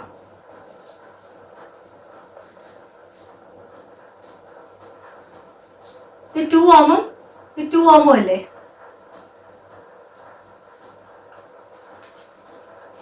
One by RP is equal to 1/2 plus 1/2 എന്ന് കിട്ടും അല്ലേ? 2 വരും, 1 plus 1 that is 2/2. 2/2 is equal to 1 എന്ന് കിട്ടും. Therefore what is RP? RP is equal to 1/1 അല്ലേ? അത് 1 തന്നെ കിട്ടും. അതായത് ഈ പാർട്ട് മാത്രം എത്ര കിട്ടും? 1 കിട്ടും. അപ്പൊ ഇത് നമുക്ക് നേരത്തെ വരച്ചതുപോലെ ഇക്വലന്റ് സർക്യൂട്ട് വരച്ചാല് ഇവിടെ 2 ഉണ്ട്, ഇവിടെ 2 ഉണ്ട്, ഇവിടെ 2 ഉണ്ട്, ഇവിടെ 2 ഉണ്ട്. ഈ പാരലൽ ആയിട്ടുള്ള ഈ പാർട്ട് ചെയ്താല് എത്ര ഇഫക്റ്റീവ് റെസിസ്റ്റൻസ് കിട്ടുന്നത്? 1 ohm ആണ്. അപ്പൊ ഏറ്റവും അവസാനത്തേത് 1 ohm ആയിരിക്കും, ബാക്കിയെല്ലാം 2 ohm ആയിരിക്കും. So what will be the effective resistance? എല്ലാം സീരീസിലല്ലേ ഇപ്പോൾ? 2 plus 2 plus 2 plus 2 plus 1 എന്ന് കിട്ടും. That is equal to ഇവിടെ 8 കിട്ടും പ്ലസ് 1 9 ohm എന്ന് കിട്ടും. മനസ്സിലായോ? നിങ്ങളോട് 2 ohm വെച്ച് 9 ohm ഇഫക്റ്റീവ് റെസിസ്റ്റൻസ് ഉണ്ടാക്കാനുള്ള സർക്യൂട്ട് ഡ്രോ ചെയ്യാൻ പറഞ്ഞാൽ നിങ്ങൾ ഈ സർക്യൂട്ട് വരച്ചാൽ മതി. 4 എണ്ണം സീരീസ് ആയിട്ട് കൊടുക്കുക, 2 എണ്ണം പാരലൽ ആയിട്ട് കൊടുക്കുക. 2 ohmന്റെ 2 റെസിസ്റ്റേഴ്സ് പാരലൽ ആയിട്ട് കൊടുത്താൽ അതിന്റെ ഇഫക്റ്റീവ് റെസിസ്റ്റൻസ് 1 ohm ആയിരിക്കും. അപ്പോൾ അതുകൂടെ ഇവിടെ ചേരുമ്പോൾ നമുക്ക് എത്ര കിട്ടും? 9 ohm എന്ന് കിട്ടും. മനസ്സിലായല്ലോ? അപ്പൊ നിങ്ങളുടെ ആൻസർ ഈ രീതിയിൽ കണക്ട് ചെയ്യുക എന്നുള്ളതാണ്. ഇതാണ് നിങ്ങളുടെ സർക്യൂട്ട്. നിങ്ങളുടെ സർക്യൂട്ട് വരയ്ക്കാനാണ് നിങ്ങളോട് പറഞ്ഞിരിക്കുന്നത്. ഞാൻ നിങ്ങളോട് ഒരു കാര്യം ഒന്ന് പറഞ്ഞോട്ടെ, നിങ്ങൾക്ക് വേറെ പ്രോബ്ലത്തിനൊക്കെ ഹെൽപ്ഫുൾ ആകാൻ വേണ്ടിയാണ്. നിങ്ങൾ നോക്കിക്കേ, 2 റെസിസ്റ്റേഴ്സ്, ഈക്വൽ റെസിസ്റ്റേഴ്സ് പാരലൽ ആയിട്ട് കണക്ട് ചെയ്യുക. അത് 1 ohm റെസിസ്റ്റർ ആണെങ്കിൽ എത്ര കിട്ടും? 1/RP is equal to 1/1 plus 1/1 എന്ന് കിട്ടും അല്ലേ? That is 1 plus 1, that is equal to 2. So what is RP? RP is equal to 1/2 കിട്ടും. That is equal to 0.5 ohm എന്ന് കിട്ടും. അതായത് ഈ ക്വസ്റ്റ്യനിലൊന്നും ഉള്ളതല്ല, ഞാനൊന്ന് എക്സ്ട്രാ ആയിട്ടൊന്ന് പറഞ്ഞെന്നുള്ളതേ ഉള്ളൂ. ഇതുപോലത്തെ വേറെ ആയിരിക്കുമല്ലോ നിങ്ങളോട് ചോദിക്കുന്നത്, അതുകൊണ്ട് പറഞ്ഞെന്നുള്ളതേ ഉള്ളൂ. അതായത് 1 ohmന്റെ റെസിസ്റ്റേഴ്സ് പാരലൽ ആയിട്ട് കൊടുത്താൽ 1 ohm ഇൻ പാരലൽ, രണ്ടെണ്ണമാണ്. 2 1 ohm റെസിസ്റ്റേഴ്സ് ഇൻ പാരലൽ ആയിട്ട് കൊടുത്താൽ നിങ്ങളുടെ ഇഫക്റ്റീവ് റെസിസ്റ്റൻസ് എന്ന് പറയുന്നത്, ഞാൻ RP എന്ന് കൊടുക്കാം, 0.5 ohm ആയിരിക്കും. ഇനിയും 2 2 ohm റെസിസ്റ്റൻസ് ആണ് പാരലൽ ആയിട്ട് കൊടുക്കുന്നതെങ്കിൽ, ഇത് തമ്മിലൊരു ഓർഡർ ഉണ്ട്, അതുകൊണ്ടാണ് ഞാൻ അതൊന്ന് പറഞ്ഞത്. 2 ohm റെസിസ്റ്റൻസ് ആണ് കൊടുക്കുന്നതെങ്കിൽ 1/RP is equal to 1/2 plus 1/2 എന്ന് വരും അല്ലേ? 1/2 plus 1/2 എത്ര വരും? 1 വരും. അല്ലെങ്കിൽ 2 എടുത്തേച്ച് 1 plus 1 എന്ന് വരും. That is 2/2. 2/2 is equal to 1 ohm വരും. So what is RP? RP is equal to 1 എന്ന് തന്നെ വരും. അതായത് 2 ohm റെസിസ്റ്റൻസ് ആണ് രണ്ടെണ്ണം പാരലൽ ആയിട്ട് കൊടുക്കുന്നതെങ്കിൽ നമ്മുടെ ഇഫക്റ്റീവ് റെസിസ്റ്റൻസ് എത്ര വന്നു? 1 ohm എന്ന് വരുന്നു. 3 ohm ആണെങ്കിൽ എന്താ വരുന്നത് നോക്കിയേ. ആദ്യത്തേത് 0.5 വന്നു, പിന്നെ 1 വന്നു. 3 ohm ആണെങ്കിലോ 3 ohm ആയിട്ട് കണക്ട് ചെയ്യുന്നെങ്കിൽ what is 1/RP? 1/RP is equal to 1/3 plus 1/3 എത്ര കിട്ടി? 3 LCM വന്നു, 1 plus 1 that is 2 അല്ലേ? So what is RP? RP is equal to 3/2, that is equal to 1.5. മനസ്സിലായോ? That is 3 ohms in parallel. 3 ohmലുള്ള 2 resistors parallel ആയിട്ട് കൊടുത്താൽ അതിന്റെ effective resistance എന്ന് പറയുന്നത് 1.5 ohm വരും. അപ്പൊ ഇത് നിങ്ങൾ അറിഞ്ഞു കഴിഞ്ഞാലത്തെ ഗുണം എന്ന് പറയുന്നത് നിങ്ങളോട് പരീക്ഷയ്ക്ക് ചോദിക്കുകയാണ്, നിങ്ങളുടെ കയ്യിൽ 3 ഓം റെസിസ്റ്റൻസുകൾ ഉണ്ട്, 4.5 ഓം റെസിസ്റ്റൻസ് നിങ്ങൾക്ക് കിട്ടണം. നിങ്ങൾ എങ്ങനെ കണക്ട് ചെയ്യുമെന്ന് ചോദിച്ചാൽ നിങ്ങൾ എന്ത് ചെയ്താൽ മതി? നിങ്ങൾക്ക് 4.5 കിട്ടണം, 3 ഓം റെസിസ്റ്റൻസ് മാത്രമേ നിങ്ങളുടെ കയ്യിലുള്ളൂ. അപ്പൊ തന്നെ നിങ്ങൾക്ക് ഐഡിയ കിട്ടും. 2 3 ഓം റെസിസ്റ്റൻസ് പാരലായിട്ട് കിട്ടിയാൽ 1.5 ഓം കിട്ടത്തില്ലേ? പിന്നെ 4.5 ആകാൻ വേണ്ടി എന്ത് ചെയ്താൽ മതി? ഒരു 3 ഓം കൂടെ പോരെ. ഒറ്റയടിക്ക് നമുക്ക് അന്നേരം തന്നെ വരയ്ക്കാൻ പറ്റും. ഒരെണ്ണം സീരീസ് ആയിട്ട് കൊടുക്കുക, അടുത്തത് പാരലായിട്ട് കൊടുക്കുക. ഇത് 3 ഓം കിട്ടും, ഇത് 3 ഓം കൊടുക്കുക, ഇത് 3 ഓം കൊടുക്കുക. ഈ ഭാഗം ചെയ്താൽ നിങ്ങൾക്ക് 1.5 കിട്ടും. ഇതൂടെ കൂട്ടുമ്പോൾ നിങ്ങൾക്ക് 4.5 ഓം കിട്ടും എന്ന് നമുക്ക് ഒറ്റയടിക്ക് ഒത്തിരി ആലോചിക്കാതെ ചെയ്യാൻ പറ്റും. അതുകൊണ്ടാണ് ഇതും കൂടെ നിങ്ങൾക്ക് പറഞ്ഞു തന്നത്. അടുത്ത നോക്കാം നമുക്ക്. 4 ഓം ആണെങ്കിലോ, കാരണം ഇത് തമ്മിൽ ഒരു ഓർഡർ ഉണ്ടല്ലോ. 1 ഓം 2 എണ്ണം വെച്ചാൽ 0.5, 2 ഓം വെച്ചാൽ 1, അടുത്തതിന് 1.5, അങ്ങനെ 4 ഓം വെച്ചാൽ എത്ര കിട്ടും? 2 ഓം കിട്ടുമോ നോക്കാം നമുക്ക്. എല്ലാം അര കൂടി കൂടിയല്ലേ ഈ വരുന്നത്. സോ ഇവിടെ ഞാൻ 4 ഓം കൊടുക്കുക, 2 4 ഓം പാരലായിട്ട് കൊടുത്തു. 1/RP is equal to 1/4 plus 1/4. 4 LCM എടുത്തു, 1 plus 1 is 2. 2/4 is 1/2. ശരിയാണല്ലോ. So what is RP? RP is equal to 2 ohm. ശരിയല്ലേ നമ്മൾ പറഞ്ഞത്? So 2 4 ohm resistors in parallel ആണെങ്കിൽ നിങ്ങളുടെ ഇഫക്റ്റീവ് റെസിസ്റ്റൻസ് എത്ര വരും?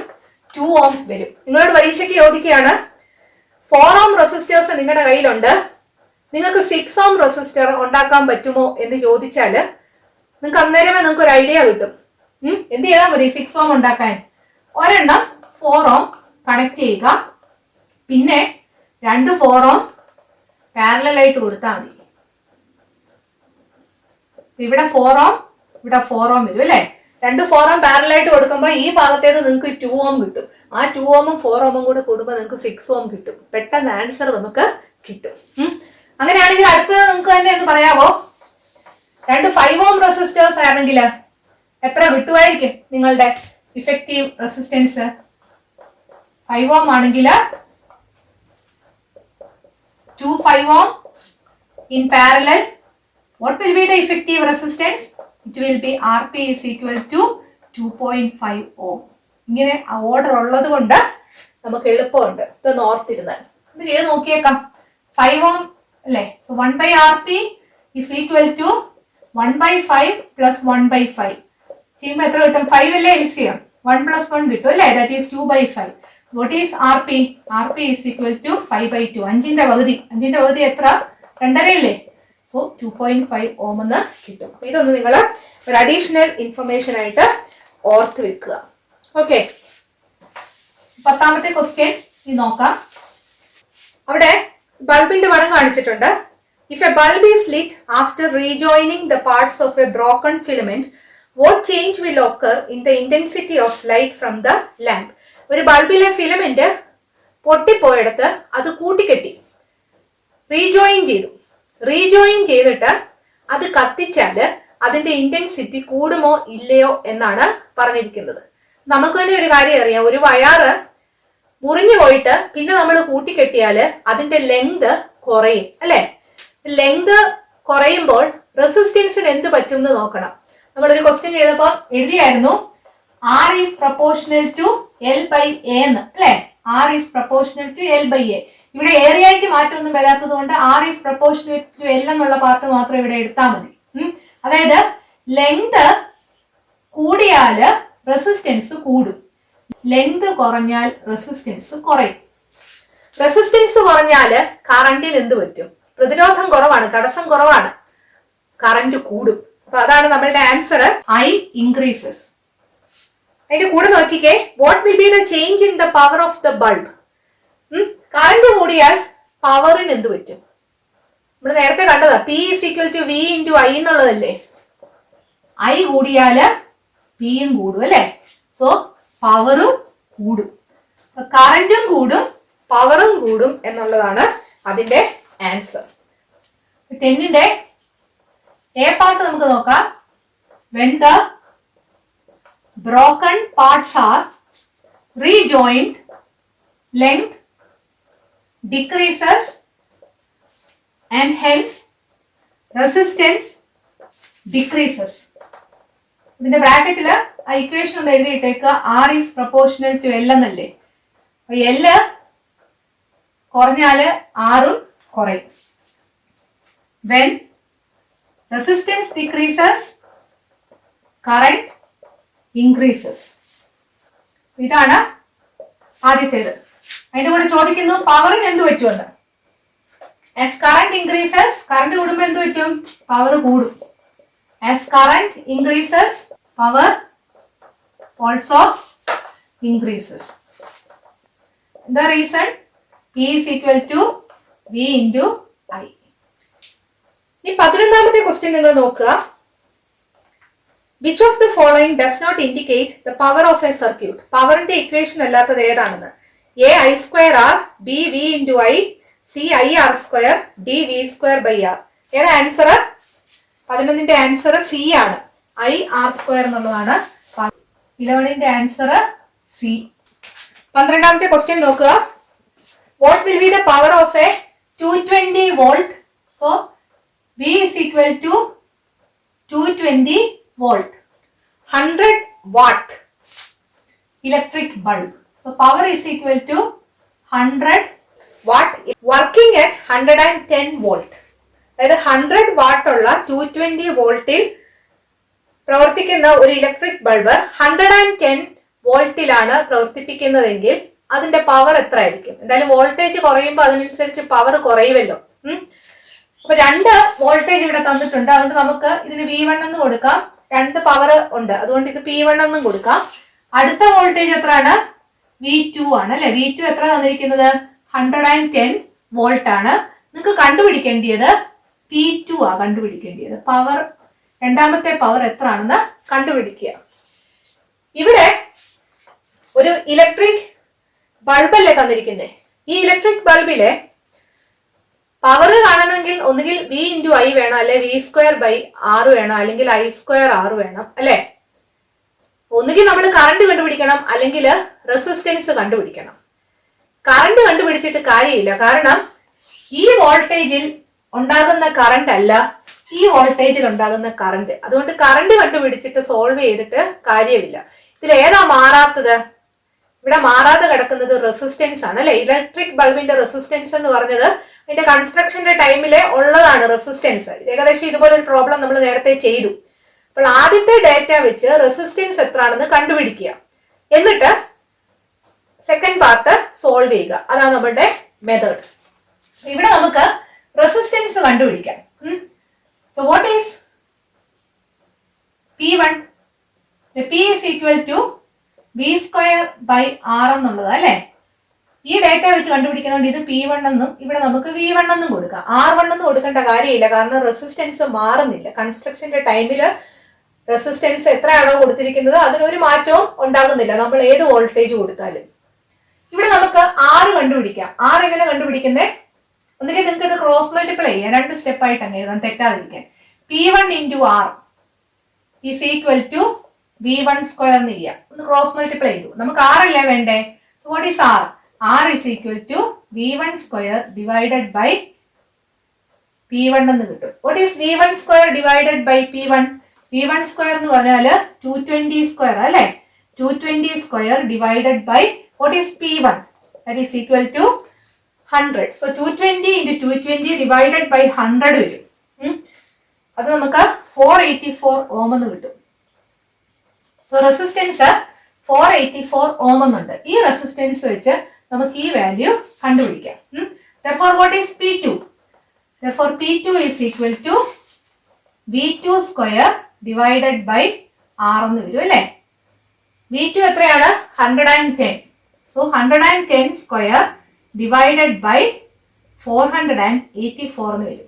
So 110 into 110 divided by 484 ചെയ്യുമ്പോൾ 25 വാട്ട്സ് എന്നായിരിക്കും കിട്ടുന്നത്. നിങ്ങൾ ചെയ്ത് നോക്കണം കേട്ടോ.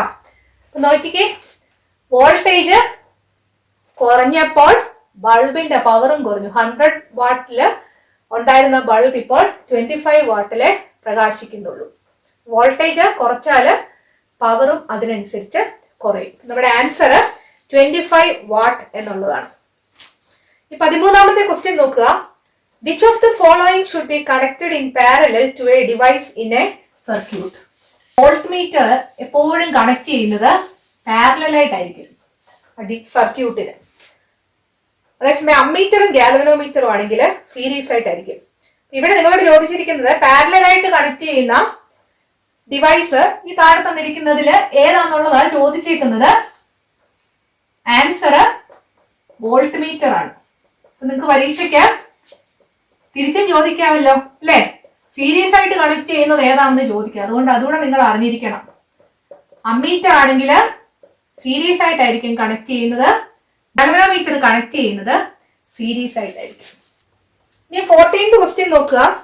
When a 12 volt battery is connected to resistor, 2.5 milliampere current flows through the circuit. If so, what is the resistance of the resistor?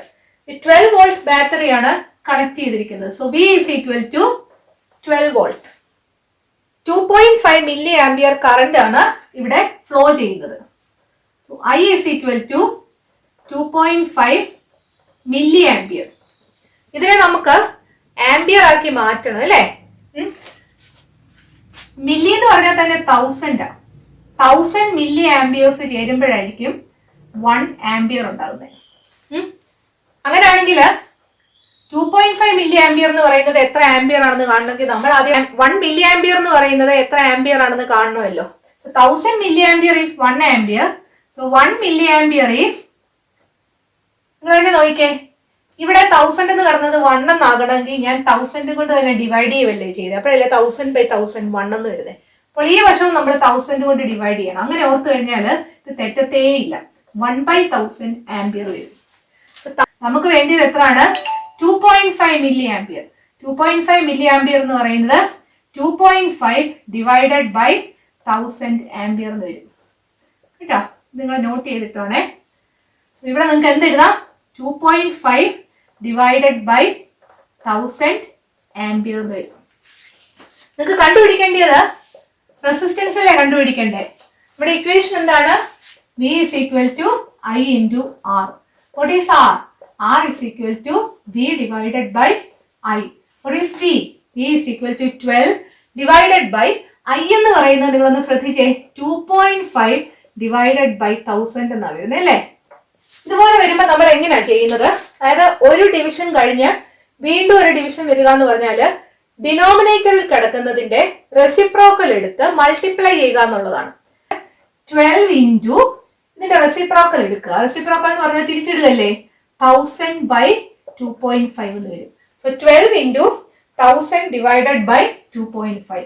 ഇത് ചെയ്യുമ്പോൾ നിങ്ങൾക്ക് 4800 ഓം എന്ന് കിട്ടും. മനസ്സിലായോ? ഇനി നിങ്ങളുടെ 15th ക്വസ്റ്റ്യൻ നോക്കുക. If 0.2 ohm, 0.3 ohm, 0.4 ohm, 0.5 ohm and 12 ohm resistors are connected to a 9 volt battery in parallel, what will be the current through the 12 ohm resistor? ഇതുപോലത്തെ ക്വസ്റ്റ്യൻ കണ്ടാലുണ്ടല്ലോ, നമ്മളൊന്ന് വരച്ചു നോക്കണം. ഈ തന്നിരിക്കുന്ന റെസിസ്റ്റേഴ്സ് എല്ലാം പാരലൽ ആയിട്ട് കണക്ട് ചെയ്തിരിക്കുന്നു എന്നാണ് പറഞ്ഞിരിക്കുന്നത്. നമുക്ക് എല്ലാം ഒന്ന് വരച്ചു നോക്കാം. 5 റെസിസ്റ്റേഴ്സ് അല്ലേ ഉള്ളത്. 0.2, 0.3, 0.4, 0.2, 0.3, 0.4, 0.5, 12. ഇതെല്ലാം പാരലൽ ആയിട്ട് കണക്ട് ചെയ്തേക്കുക. പാരലൽ കണക്ഷൻ ഇതുപോലാണല്ലോ. ഇനി എന്താ പറഞ്ഞിരിക്കുന്നത്? They are connected to a 9 volt battery. ഇതെല്ലാം കൂടെ ഒരു 9 വോൾട്ട് ബാറ്ററിയിലോട്ട് കണക്ട് ചെയ്തിരിക്കുന്നു.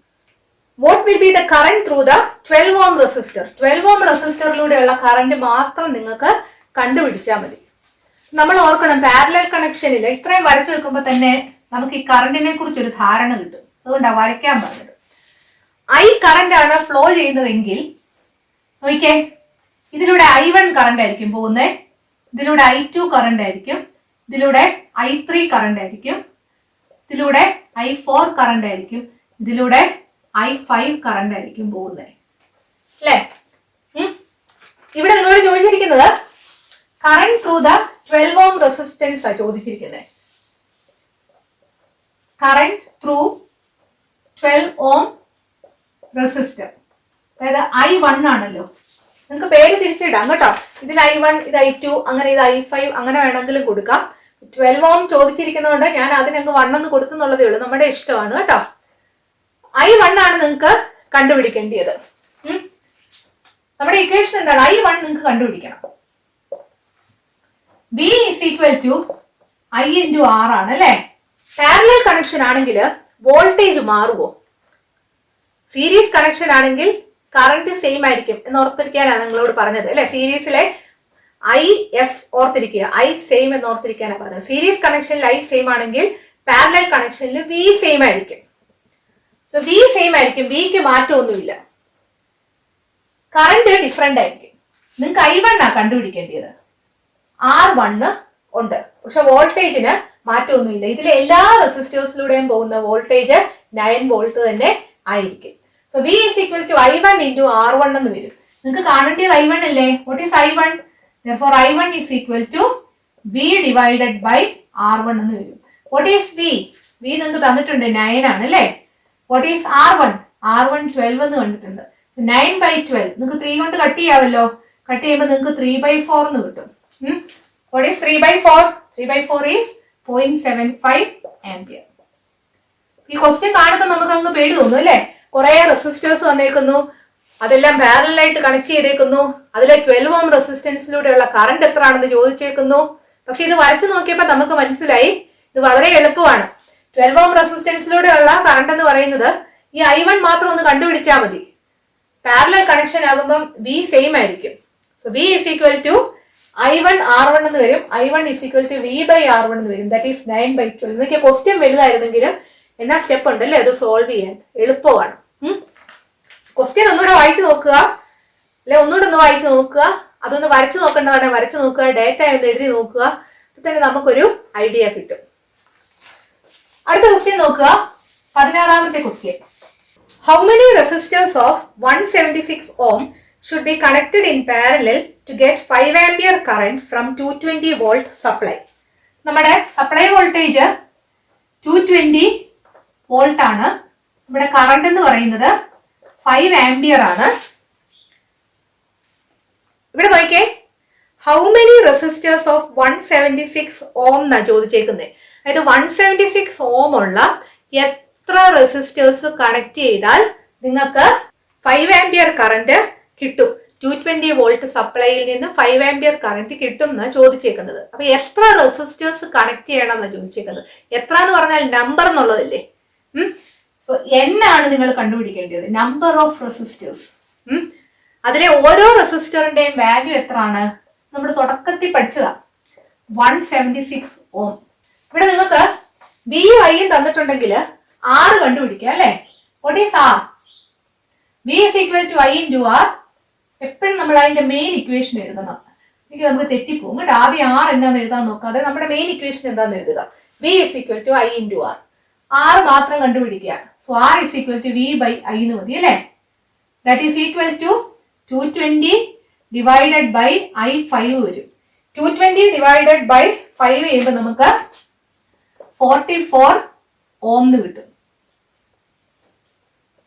ഇവിടുത്തെ ആകെ റെസിസ്റ്റൻസ് എന്ന് പറയുന്നത് 44 ഓം ആണ്. ഇവര് പറയുന്നുണ്ട് they are connected in parallel എന്ന് പറയുന്നുണ്ട് അല്ലേ.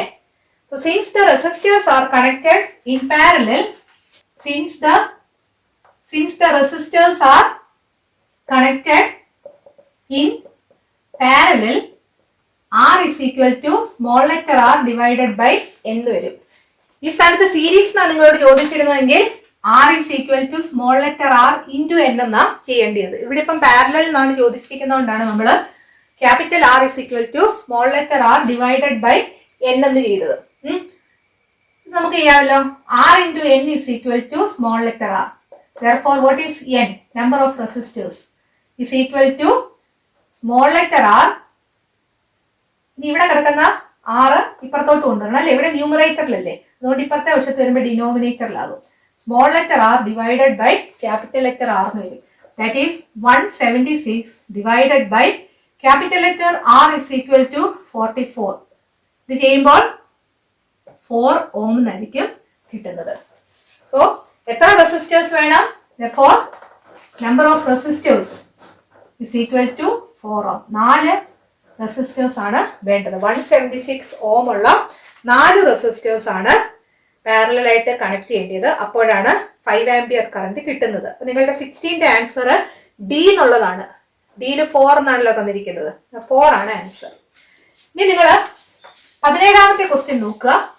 Depict a figure showing the arrangement of 3 resistors of 3 ohm in a circuit to get an effective resistance of 9 ohm. Second part 4.5 ohm. അതായത് നമ്മുടെ കയ്യിൽ 3 റെസിസ്റ്റേഴ്സ് ഉണ്ട്. ഓരോന്നും 3 ohm ആണ്. നിങ്ങൾക്ക് 9 ohm ഇഫക്റ്റീവ് റെസിസ്റ്റൻസ് കിട്ടണമെങ്കിൽ ആ 3 റെസിസ്റ്റേഴ്സും എങ്ങനെ കണക്ട് ചെയ്യണം? വളരെ എളുപ്പമല്ലേ? 3 ohmന്റെ 3 റെസിസ്റ്റേഴ്സ് അല്ലേ? എന്ത് ചെയ്താൽ മതി? 3ഉം കൂടെ അങ്ങ് സീരീസ് ആയിട്ട് കൊടുത്താൽ പോരെ? 3ഉം കൂടെ സീരീസ് ആയിട്ട് കൊടുക്കുമ്പോൾ ഇത് 3 ohm, ഇത് 3 ohm, ഇത് 3 ohm വരും അല്ലേ? What will be the effective resistance? Effective resistance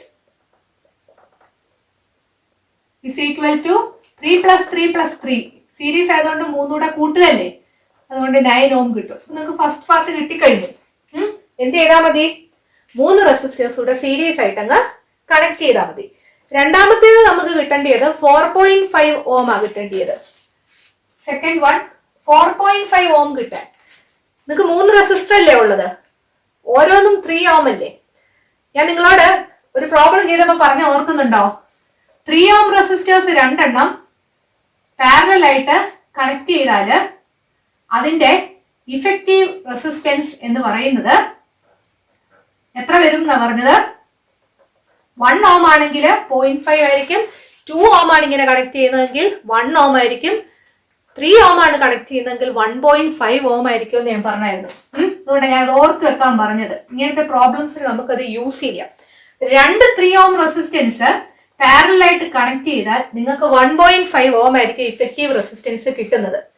ഇതിന് സീരീസ് ആയിട്ട് ഒരു 3 ohm കൂടെ കണക്ട് ചെയ്താൽ പോരെ? നമുക്ക് അന്നേരം എന്ത് കിട്ടും? 4.5 ohm കിട്ടിക്കോളും. നമുക്ക് ഇങ്ങനെ കണക്ഷൻ കൊടുക്കാം.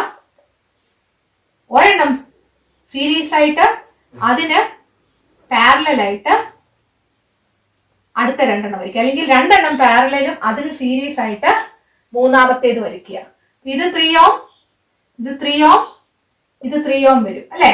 ഈ പാർട്ട് എന്നുള്ളത് നമുക്ക് എത്ര കിട്ടി? 1.5 ohm കിട്ടി. നമുക്ക് ഒന്നുകൂടെ ഞാൻ ചെയ്ത് കാണിക്കാം. ഈ 3 ohm and 3 ohm in parallel.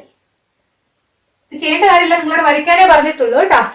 Parallel ആണെങ്കിൽ what is 1/RP? 1/RP is 1/3 plus 1/3. That is equal to 2/3 കിട്ടും. Therefore what is RP? RP is equal to 3/2 എന്ന് കിട്ടും. That is equal to 1.5 എന്ന് കിട്ടും. അടുത്ത സ്റ്റെപ്പായിട്ട് നിങ്ങൾ ഇക്വലന്റ് സർക്യൂട്ട് അങ്ങ് വരയ്ക്കണം. നിങ്ങൾക്ക് ഇവിടെ ഒരു 3 ohm ഉണ്ട്, പിന്നെ ആ പാരലായിട്ട് കണക്ട് ചെയ്തത് എല്ലാം കൂടെ ചേർത്ത് നിങ്ങൾക്ക് 1.5 ohm ഉണ്ട് അല്ലേ? ഇത് സീരീസിലാ. So 3 ohm and 1.5 ohm are in series. So what is the effective resistance? Effective resistance എന്ന് പറയുന്നത് 3 plus 1.5. That is equal to 4.5 ohm ആയിരിക്കും. 4.5 ohm കിട്ടിയല്ലോ. നമ്മൾ ഈ രീതിയിൽ സർക്യൂട്ട് വരച്ചാൽ 4.5 ohm കിട്ടും. ഇങ്ങനെ തന്നെ വരയ്ക്കണം എന്നില്ല. ആദ്യം 2 എണ്ണം അങ്ങ് പാരലായിട്ട് വരയ്ക്കുക. ആ പാരലായിട്ട് വരച്ചതിന് സീരീസ് ആയിട്ട് മൂന്നാമത്തേത് വരച്ചാലും ഒരേപോലെ തന്നെ ആയിരിക്കും കേട്ടോ. ഇങ്ങനെ വേണമെങ്കിലും നിങ്ങൾക്ക് വരയ്ക്കാം. ഈ ക്വസ്റ്റ്യൻ ആൻസേഴ്സിന്റെ ഡിസ്കഷൻ നിങ്ങൾക്ക് മനസ്സിലായി എന്ന് വിചാരിക്കുന്നു. അടുത്ത ക്ലാസ്സിൽ നമുക്ക് സെക്കൻഡ് ചാപ്റ്റർ പഠിച്ചു തുടങ്ങാം. ഈ വീഡിയോ നിങ്ങൾക്ക് ഇഷ്ടപ്പെട്ടെങ്കിൽ നിങ്ങളുടെ കൂട്ടുകാരോടും ഈ ക്ലാസ്സിനെ കുറിച്ച് പറയണം. ചാനൽ സബ്സ്ക്രൈബ് ചെയ്യാൻ നിങ്ങൾ മറക്കരുത്. അടുത്ത വീഡിയോയിൽ നമുക്ക് വീണ്ടും കാണാം. Thank you.